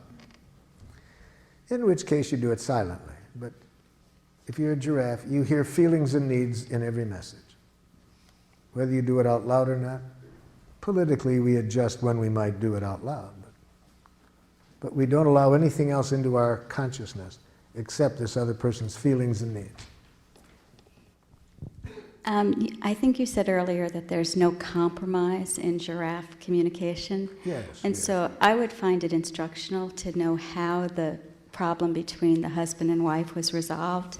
Yes.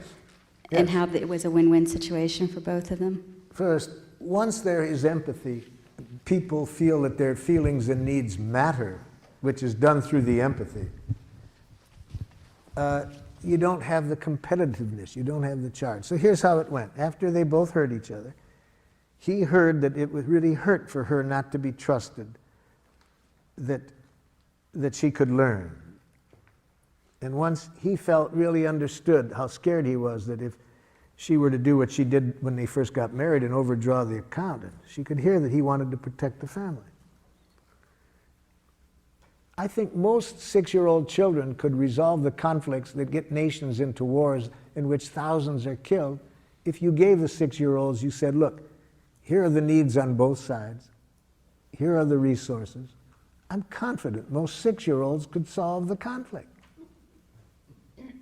So in this, it doesn't take a genius. What did it do?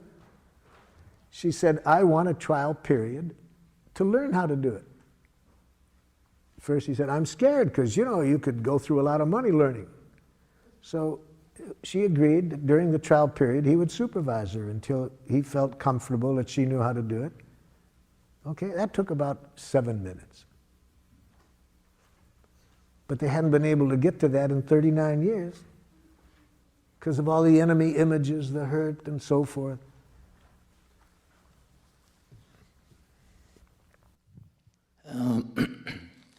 How do you deal with a situation when you have similar needs and you attempt to express them to each other and you sense as the emotions build up because of apparent competitive edge working that our mutual needs are not being heard by either of the jackals? Then you either need to get a third party to give both of them the empathy they need to hear each other. So if the two people are in pain, they don't know how to give themselves enough empathy to be able to hear the other side, then you need to get a third party to give the empathy to each of them so that they can then hear each other. And that third party should be together with these two individuals or separately? There's different ways to do that. They're together, there's some advantages. But it could be that to give empathy to both sides separately and then help each side to hear the other side and then bring them together. Mm-hmm. Thank you.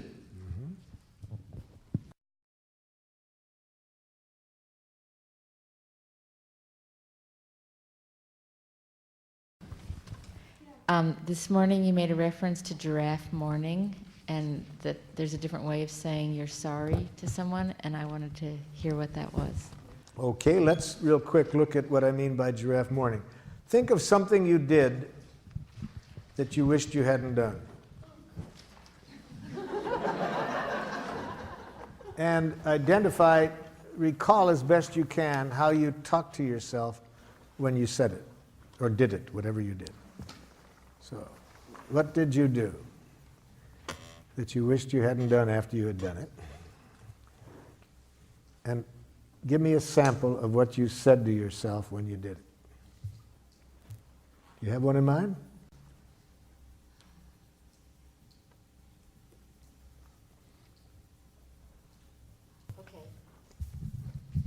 That I was feeling defensive and I criticized someone. So, what you did is you said some things to another person that you wished you hadn't done. Right. Okay, and what did you say to yourself when you did that? Well, usually in the moment I feel, defensive of myself. No, I want to concretely know, for this exercise, I need to know concretely what you say to yourself when you behave in a way you don't like. This is very important to answer your question about giraffe morning. It's very important to identify what your inner educator is saying to you. See, all of us have an inner educator whose function it is to educate us when we are less than perfect. Now, most of us made the mistake of sending our inner educator off to a brutal jackal academy for inner educators. And so it's important to be conscious of how our inner educator talks to us. So that's what I'm asking you. When you said what you did to your husband, what did your inner educator, how did your inner educator try to educate you? It said what to you about what you had done? In the moment or later? Either one. Well, the point when I start to feel regret or sorry is later. Which at any point, what did you say to yourself about what you had done? Okay. I said, I'm a bad person. Now that's enough, you see. See, your inner educator tries to educate you through penitence, through making you hate yourself for what you've done. It uses language that implies there's such a thing as a bad person. All right. Now, if you apologize out of that energy, that's jackal. Any apology that comes out of thinking you did something wrong is not going to be good for you or the other person. You with me so far? Well, I know it feels bad. Yeah, it feels bad. And I really want you to feel bad in this situation, but I want you to feel a sweet bad. A sweet bad that will help you learn from this without hating yourself. When you have a thought in your head that you're a bad person, that's ugly bad. That's a punitive bad. That'll first of all make it hard to learn. And even if you do learn, it's out of self-hatred. So whatever changes you make are at great cost. So that's your inner educator. That was your inner educator speaking to you when it said you're a bad person. Now, we've been learning today that all judgments are expressions of needs, right? So your inner educator means well. It really means well. It wants you to learn from this in a way that will serve life. It means well, it's just its language that sucks. Okay? So we don't want to hear what the inner educator thinks about us. We want to hear the need that isn't getting met, that it's trying to call to our attention. So what need is your inner educator trying to bring to your attention that you didn't meet by how you behaved?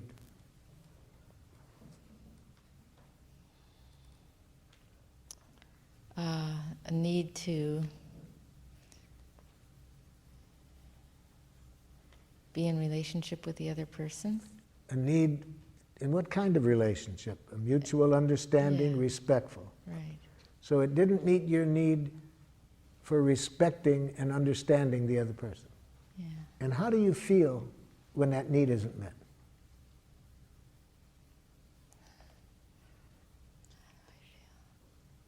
Guilty. Then you still got the bad person image in mind. See, Yeah. if you still think you're bad, if there's any thinking still going on, that guilt comes from the judgment. Well, I feel separate and isolated. But how do you feel? What emotion do you feel about not meeting your own needs for understanding and respecting? See, the guilt comes from that image of bad person, but what feeling comes from not meeting your need to respond to this person with respect and understanding? Sad. That's a sweet pain. See, that's giraffe mourning. So if you say to the person, you know, the way I talk to you, I feel really sad. It doesn't meet my need for respecting you and understanding you. You see, there's no image in there that I'm a bad person.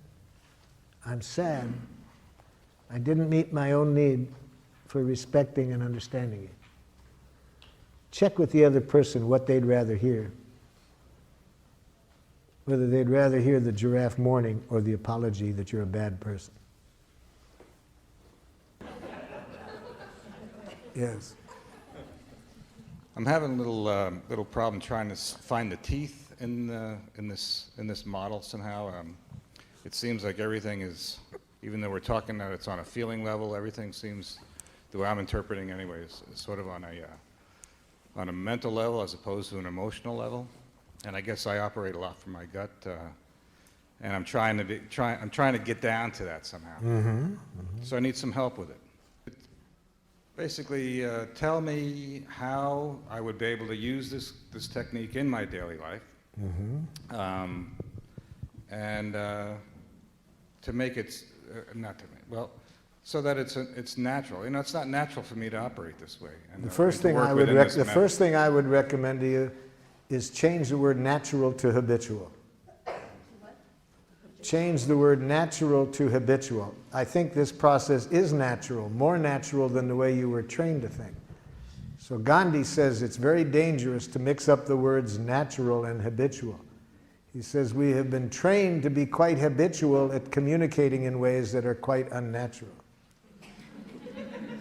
So I can't think of a more natural way to communicate than to talk about what's alive in us, just what we're feeling and needing. But when you feel like saying, if I feel like saying no seems okay to me. But what you were saying before is that. What do you mean by okay? It's okay to say no. What do you mean by what do I mean? You know, we can go back and forth. Pardon? We can go back and forth by asking each other So what let me we be mean more about specific. When you say no, I predict that by saying no, more often than you would like, the other person is going to react to you in a way that isn't in your best interest. But if you say the need behind the no, that's less likely to happen. So then, if I understand what you're saying, the idea is to communicate in a way that the other person would communicate back to you so that it's in my best interest? I'm saying the purpose of this process is to get everybody's needs met, and that the needs are met by people giving willingly, not out of any coercive motivation. And I'm saying that when you say no, it gets in the way of the likelihood that everybody's needs are going to end up getting met. If you say the need that keeps you from saying yes, I predict there's more likelihood that everybody's needs will end up getting met. So it's just if I understand what you're saying just express your needs without saying the no. But I'm saying the need is a clearer expression of what you're trying to say than no. You get clearer, more connected to life when you say the need that keeps you from saying yes than just saying no. And it's less likely to be interpreted as a rejection, as you being defensive. To say the no by itself, I predict, is more likely to get you interpretations that aren't in your best interest. Sometimes when I don't hear a no, I look at it as being sort of a passive-aggressive response to something that I might want. Someone, let's say if I make an appointment with somebody, and instead of them saying no, they just don't show up. Yes. And then they give me a reason why they don't show up. I'm not suggesting that. I'm not suggesting that response. I'm suggesting that I would have liked that person to have told you honestly at the time what their need was. I think if they had done that, you wouldn't have gotten into that situation. They said a yes that wasn't so. Some people won't say, I'm afraid. Pardon? Let's say if the reason is that they're afraid to. It would depend a lot on what has happened in the past to them when they have said no in whatever way they did it. If they have not enjoyed very empathic responses to it in the past, then they're probably afraid to be honest about it now. I see the value in all of this. Yeah. I really do. I guess it's the idea that it's a touchy-feely type of thing that I'm not used to working around. What you're trying to figure out, if I'm understanding, is how to really put this into a idiom that you can use daily and feels comfortable to you. That's one way of putting it. Yeah. And so in our training, we first show people how to develop the literacy and then how to put it into their regular language. I had a student traveling with me, and he wanted to give me a gratitude, okay? and he liked something I did. I was really working a group hard. And during the break, he said, "Dictator." That was Giraffe. Because he knew that I knew what he was reacting to. He knew I wouldn't hear a judgment. He knew I would guess in there what he was feeling and needing. You see, so he could say that to me, dictator.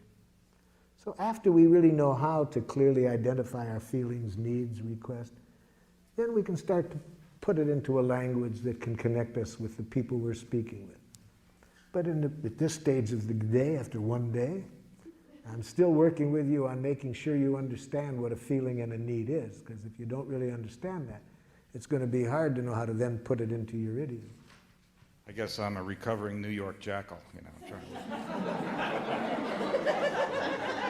I'm getting the impression that apology isn't really the best service of being a giraffe. And I'd like to know if you could model, I'd like to see you model for me an acknowledgement of missing the mark, sinning courageously. If you recall earlier, I showed an example of that where I showed the person saying, "I feel sad. I would have liked to have responded with more understanding than I did." So you're not using the word "I'm sorry." You're saying "I'm sad." You're telling your feelings. It's not so much the word "I'm sorry." What we shifted from was thinking that I did something wrong, that it was bad. It's that thinking that is the problem. And the "I'm sorry" follows from that thinking. So it's not just that I don't say "I'm sorry," I say "I'm sad." If I'm sad. See, the word "I'm sorry" means almost nothing. Right, people can say that and not feel anything. It's this, you say that to buy forgiveness. So if I'm feeling sad, I say that. I'm feeling sad. I would have liked to have been more aware of your needs, for example, where I didn't take the person's needs into consideration. But I don't say, "I'm sorry, that was inconsiderate of me." There's no self-blame. I didn't do anything wrong. There is no such thing as doing anything wrong. What I did was not in harmony with my needs. I want to mourn that. I'm sad. I would have liked to have been more aware of your needs. Something like that. Does that give you the example? Very much so. Thank you. Yeah. I have a question over Yes? here to your left. I have a situation with my intimate partner that many times we get together and we argue a lot. And I have this need that you were saying earlier is inappropriate, that I want her to be happy. I didn't say it was inappropriate. I said it was undoable. Okay, right. That's what she keeps telling me. But if you're going to tell me to be happy, tell me the action to get there. That I can do. If you tell me an action that you predict that if I do that, I'll be happy at the end, it would be helpful. Tell me the action. Don't just tell me be happy. Don't tell me to have confidence in myself. Tell me what you would like me to do to feel that confidence. The action will get me there, but just telling me what to feel puts me into a paradoxical bind. okay. Well, one of the other things would be when we get together, I don't necessarily want to be going somewhere with her if she's not in a good mood at that time, or if there's some kind of tenseness or then something. empathize with why I'm not in a good mood and I'll be in one. But telling me that I got to be in a better mood for you to want to go with me gets me in a worse mood. Okay.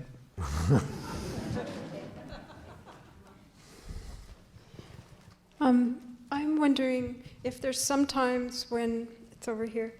It's I'm feeling some anxiety about a trip I'm planning to visit my mother soon, and we have a dynamic where she really wants to help me figure out every detail of what I'm doing during my stay, and I like to be left alone. So let me show you how to do it. And I'm afraid that if I talk to her like this, it's going to make matters much worse. Okay, then we'll teach you how, if it does, we'll show you how to enjoy it when it gets worse. Okay. But first, let me show you the first thing to do. If we want a person to consider another behavior than the one they're doing, start the communication by showing them that what they're doing is the most precious thing they could be doing. this way, empathy. Start by empathizing with Mother's intent in behaving as she does. Mother, I'm guessing that when you jump in and want to show me all the things that could be done, you really care a lot about my enjoying myself on this trip and want to be sure you support that. Oh, yes, yes, there's a lot of things. Blah, blah. Yeah, so it's really very important to you that I have a good time and you want to contribute to it. Yeah. That's step one. See what I mean? That's what I mean by starting, by showing you understand. Now, the more we're concerned about that behavior, the more important it is to start with this. See, that's why when I work in prisons and this person has been sexually molesting people or raping people, if I would like this person to find another way of behaving, the first thing I got to do is make sure they don't hate themselves for what they're doing. The more they hate themselves for what they're doing, the more they'll continue doing it. So I start by empathizing with what their needs are in doing it. Okay, so you got that step. The next step, what we started off the day with, I tell honestly how I feel. And Mom, I'm feeling torn right now because I'm grateful for your intent. But I really have a need to kind of make my own choices here because I think it'd be very hard for anybody else to really know what I need, and I need this space to figure it out for myself. So would you tell me what you heard me say, Mother, so I can see if I'm making myself clear?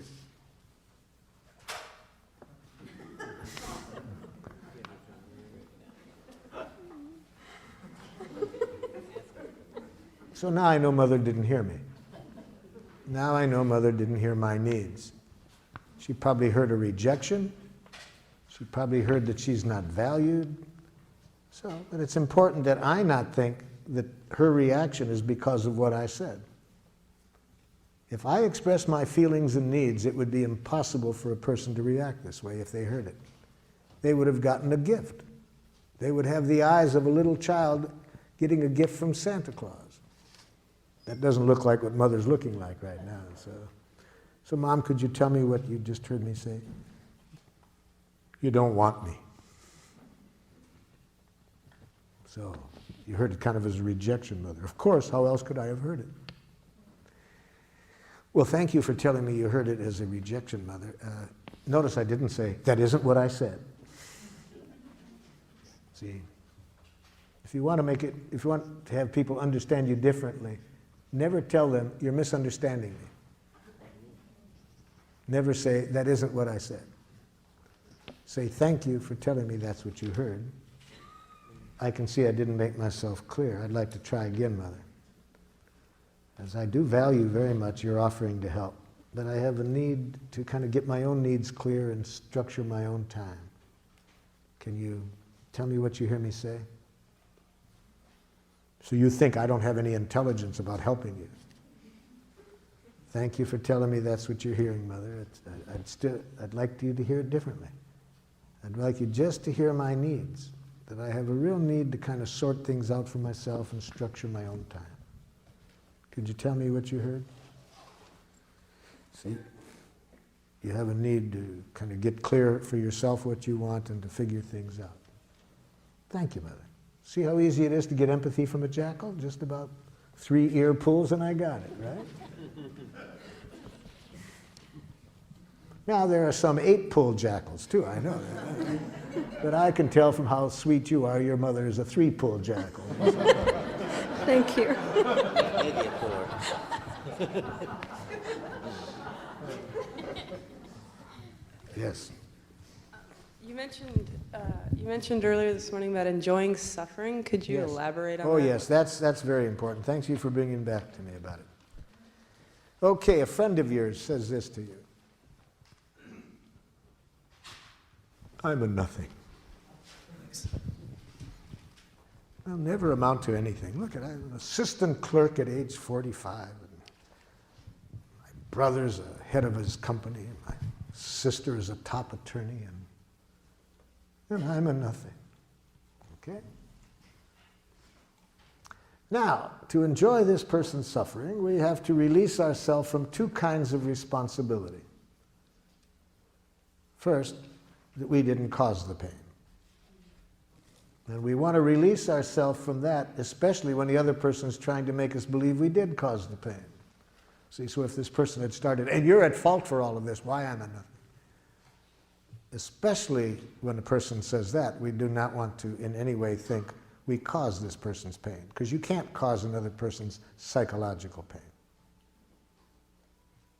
Well, in this case, the person wasn't saying that, so that's pretty easy to liberate ourselves from feeling responsible. But the second one is the hard one. To think we have to fix it, to make the person feel better. The more we think it's our job to make a person feel better, the more we're going to make it worse. Because you can't fix people. The good news is you don't have to. There is a very powerful healing energy always available if we don't block it. And how do we block that energy? By trying to fix things ourselves. So how do we help that energy do the job? By empathy. And empathy requires presence, just to be present. When we are just present, when we are remembering the Buddha's advice, don't do something, stand there. When we do that, and that energy works through us, there is a precious connection between that person and us. And that precious connection is what I mean by enjoy the pain, to enjoy that precious connection. And whether this person's feeling joy or pain, if we are present there with them, that's what I mean. But we block that beautiful energy whenever we step in and think we have to fix things. So if we say, oh, there, you'll feel better, it'll get over it, we make it worse. When we start to give advice, we make it worse. So what does that look like? So you're feeling really discouraged and really would like to have achieved more in your life at this moment than you've done. Yes, I've had every opportunity, and look at me, I've just never made use of anything, you know. Yeah, so you're really discouraged and frustrated and would really have liked to have made different use of some things than you have. Yeah. See, I'm just present. I'm not trying to fix it. And when that happens, there's a very precious connection. That's what I mean by enjoyment. And that precious connection does the healing, not your advice, not your whatever. Yes? Can you clarify the distinction between empathizing and sort of encouraging and supporting the soap opera of, you know, somebody who is somebody who's suffering, and sometimes by being there, it's sort of a subtle encouragement as opposed to the subtle encouragement that I think you're talking about comes about when this person is talking about what happened to them for the 50th time you've heard the story. So if I'm really listening to them, I don't hear what they talk about the past, because I know that the more they talk about the past, the less healing will take place. Right. So I interrupt. Mm-hmm. But I interrupt to bring the conversation to life. They're talking about the past, and I interrupt and I say, excuse me, but it sounds like right now you're still feeling hurt because your need for respect wasn't met in that. See, because just letting them talk about the past and asking them questions about what happened about the past is to just keep the soap opera going. So I interrupt when they talk about the past, because we don't heal by talking about the past. We heal by talking about what's alive in us right now, stimulated by the past. But it's what's here now. And when I connect at that level, they won't keep talking about it. They'll heal. Last question, and then I'm going to get into the subject that I'd like to cover before the end. Yes?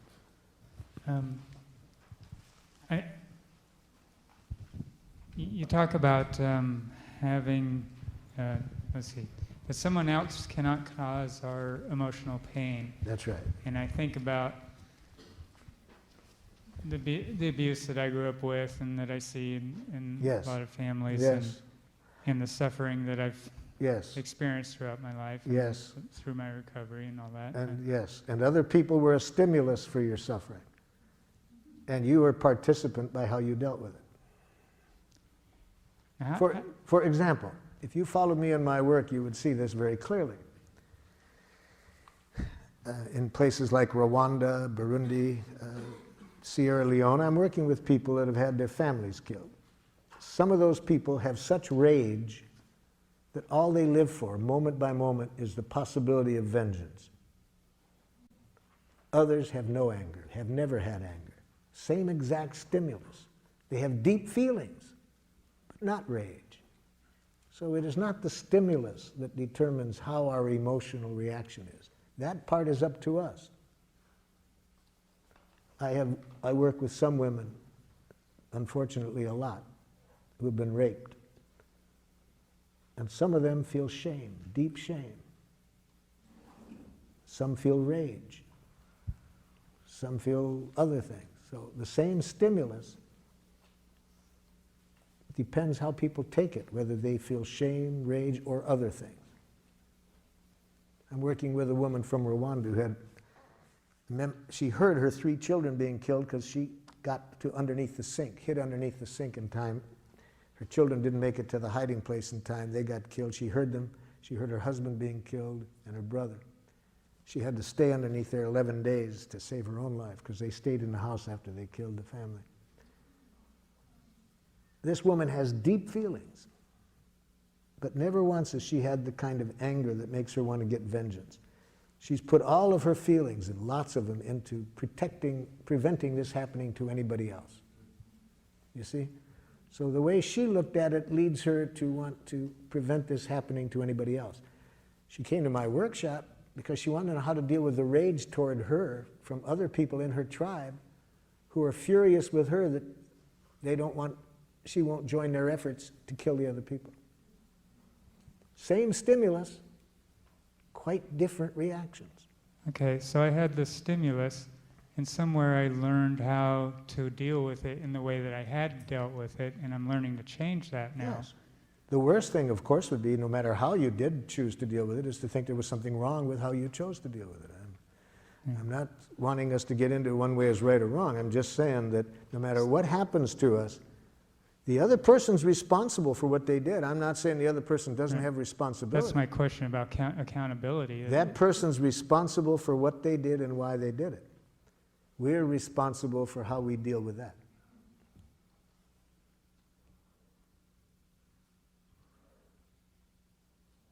Okay? Let's get in. I'm just wondering how a child becomes responsible. I mean, still, children. The first thing I do is I wouldn't want to teach the child the lesson I just taught you until I had given that child all the empathy that child needed, and I would guess it would be a lot. So I can see myself dealing with a long time of hearing this child's enormous pain as a result of this. But then, in the course of this, I would be seeing this child having some pain created by how they looked at it.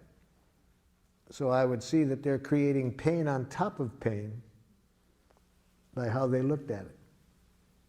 So, after the child had all the empathy he or she needed, then I would do what I could to get them to see it in a way that wouldn't create unnecessary pain for themselves.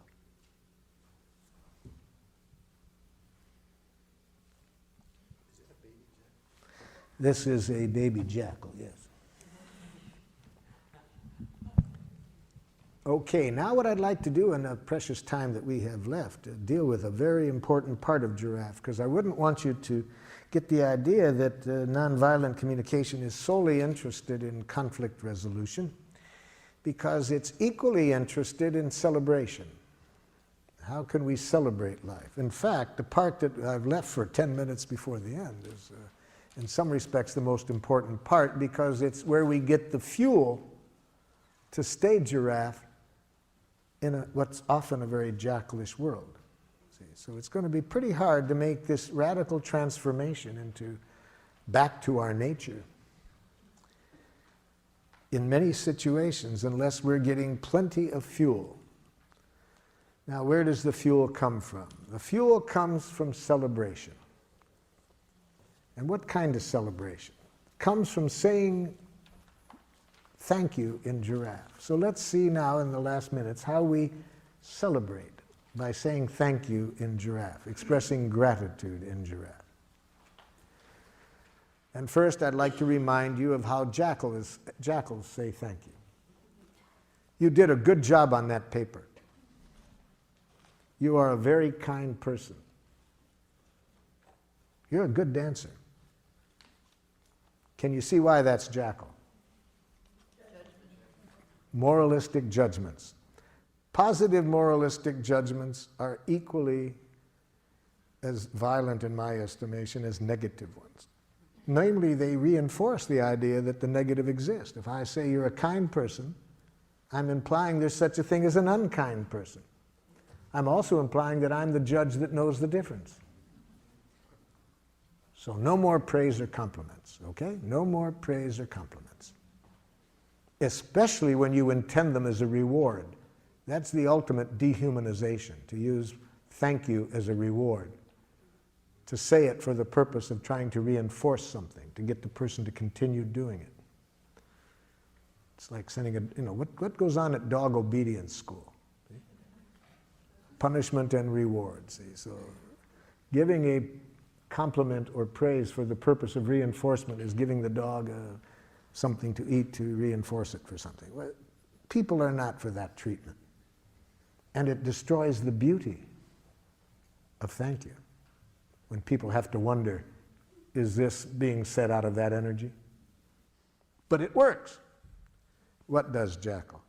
Studies in management indicate that if managers praise and compliment employees daily, production goes up. Studies in school show that if teachers praise and compliment students daily, they work harder. Jackal, take another look at the research. I think you'll see that that only works for a very short time, until people see the manipulation. And then it no longer works.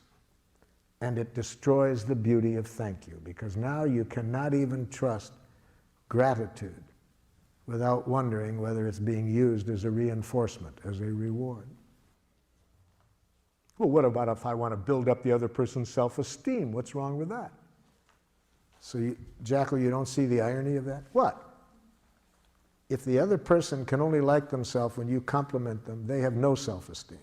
You've just addicted them to your rewards.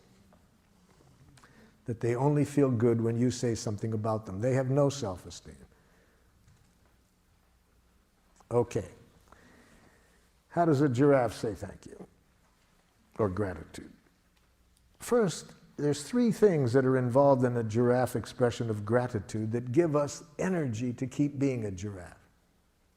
See, the first thing in a giraffe expression of gratitude is we bring to this other person's attention concretely what they have done that has made life more wonderful for us. See, that's what we need to do daily. We need to bring our consciousness and attention to the power that each one of us has to make life more wonderful. Each of us is a powerhouse. We have words that have the power to contribute to making people's lives more wonderful. We have touch. We can touch people in ways that can make life more wonderful. We can provide services for people. We are powerhouses. The more we remember this, we'll not get caught up in any violent games. Why would we use our energy any way other than to make life wonderful when we remember that we have this power? So that's one thing we got to make clear in our expression of gratitude. Specifically what the person did, not some vague generality. For example, a woman in Geneva, Switzerland came up to me at the end of a workshop. Here's what she said to me. "You're brilliant." I said, "It doesn't help." She said, "What do you mean?" I said, "You know, ma'am, I have been called a lot of names in my life. Really, I have. Some positive and some far less than positive. And I can never recall learning anything valuable by somebody telling me what I am. I think there's zero information value in being told what you are. And great danger, you might believe it. And it's just as dangerous to believe that you're smart as that you're stupid. Both of them reduce you to a thing. You see, we're much more than either of those. But I can see in your eyes that you want to express some gratitude. Yes, and I want to receive it, but it doesn't help me to be told what I am. Well, what do you need to hear? What did I do to make life more wonderful for you? Well, you're so intelligent. No, it doesn't help. Doesn't help. What did I do? Oh, I got you. She opens up her notebook. She showed me 2 things that I had said that she had written down. She put a big star by them. See, that helps me now. Okay, that helps me to know that somehow my saying those 2 things made this person's life more wonderful. So that's the first thing we need to say in appreciation. We need to bring to the person's attention concretely what they did that made life more wonderful. Second, at the moment we're giving the gratitude, to say how we feel at that moment about the person having done that. So I said to this woman, could you tell me how you feel now as a result of my having said those 2 things? She said, hopeful and relieved. Oh, hopeful and relieved. That gives me much more than telling me what I am, that I'm brilliant. Just to know that somehow my saying those 2 things, now this person feels hopeful and relieved. Now when I hear the third thing, I'll be able to really enjoy this gratitude. I said, what need of yours was fulfilled by my saying what I did that leaves you feeling hopeful and relieved? And that's the third thing we need to see in a giraffe gratitude. She said, I have an 18-year-old son. I've never been able to connect with him. It's been very painful that we never can connect, and I have needed some direction to help me connect with him. Those 2 things you said met my need for some concrete direction. So had she expressed her gratitude in giraffe, she would have said, Marshall, when you said these 2 things, showed me what the 2 things were. It leaves me feeling hopeful and relieved. It meets a need of mine to connect with my son in a way that I want. Okay? That's how we say gratitude in giraffe, those 3 things. And it's also important how we receive gratitude.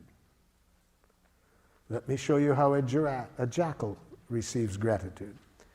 Jackal, when you offered to give me the ride just now over to where I'm going afterwards, I feel very grateful because I really have a need to spend more time with my family. And if I took the bus, I'd have an hour less time. It's nothing. De rien. See? If you want to terrorize a jackal, express love or appreciation to it. Really, if you really want to scare a jackal. I've never seen anything scare jackals speaking people more than sincere gratitude or love. Why do you get so nervous, jackal, when you hear it? Well, I don't know that I deserved it. See, jackals have this dangerous concept in their head, deserve. It's a very violent concept. See, it implies that you have to deserve appreciation. You do deserve punishment if you behave in a certain way. See, the concept of deserve is a key ingredient in a violent way of life. If you believe in deserve, you think certain things are worth things, and you'll set up a very destructive economic system. You'll set up a destructive correctional system. A very dangerous concept. Well, that's not the only reason. Why else do you get so scared when you hear gratitude, jackal? What's wrong with being humble? So you want to have a need for humility? Yes. Well, you know, jackal, there's different kinds of humility. I'm afraid that your kind is a jackal humility. I think your kind is the kind that Golda Meir, the Israeli prime minister, was reacting to when she said to one of her politicians, "Don't be so humble, you're not that great."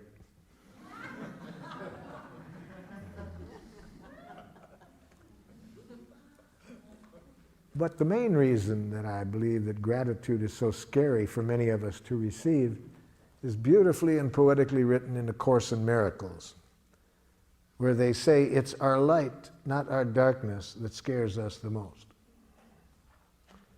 See, having been educated in this jackal way to hate ourselves, to think there's something wrong with us, it's a big jump to really see what I was saying, that we have enormous power to make life wonderful.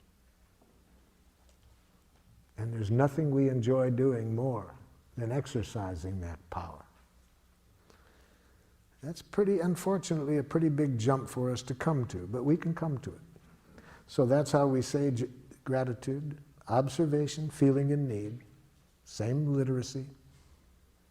Make sure it's coming from the heart to celebrate, and never to praise, compliment, reward. So any last comments or questions before our time runs out? I'm grateful for all your time and attention.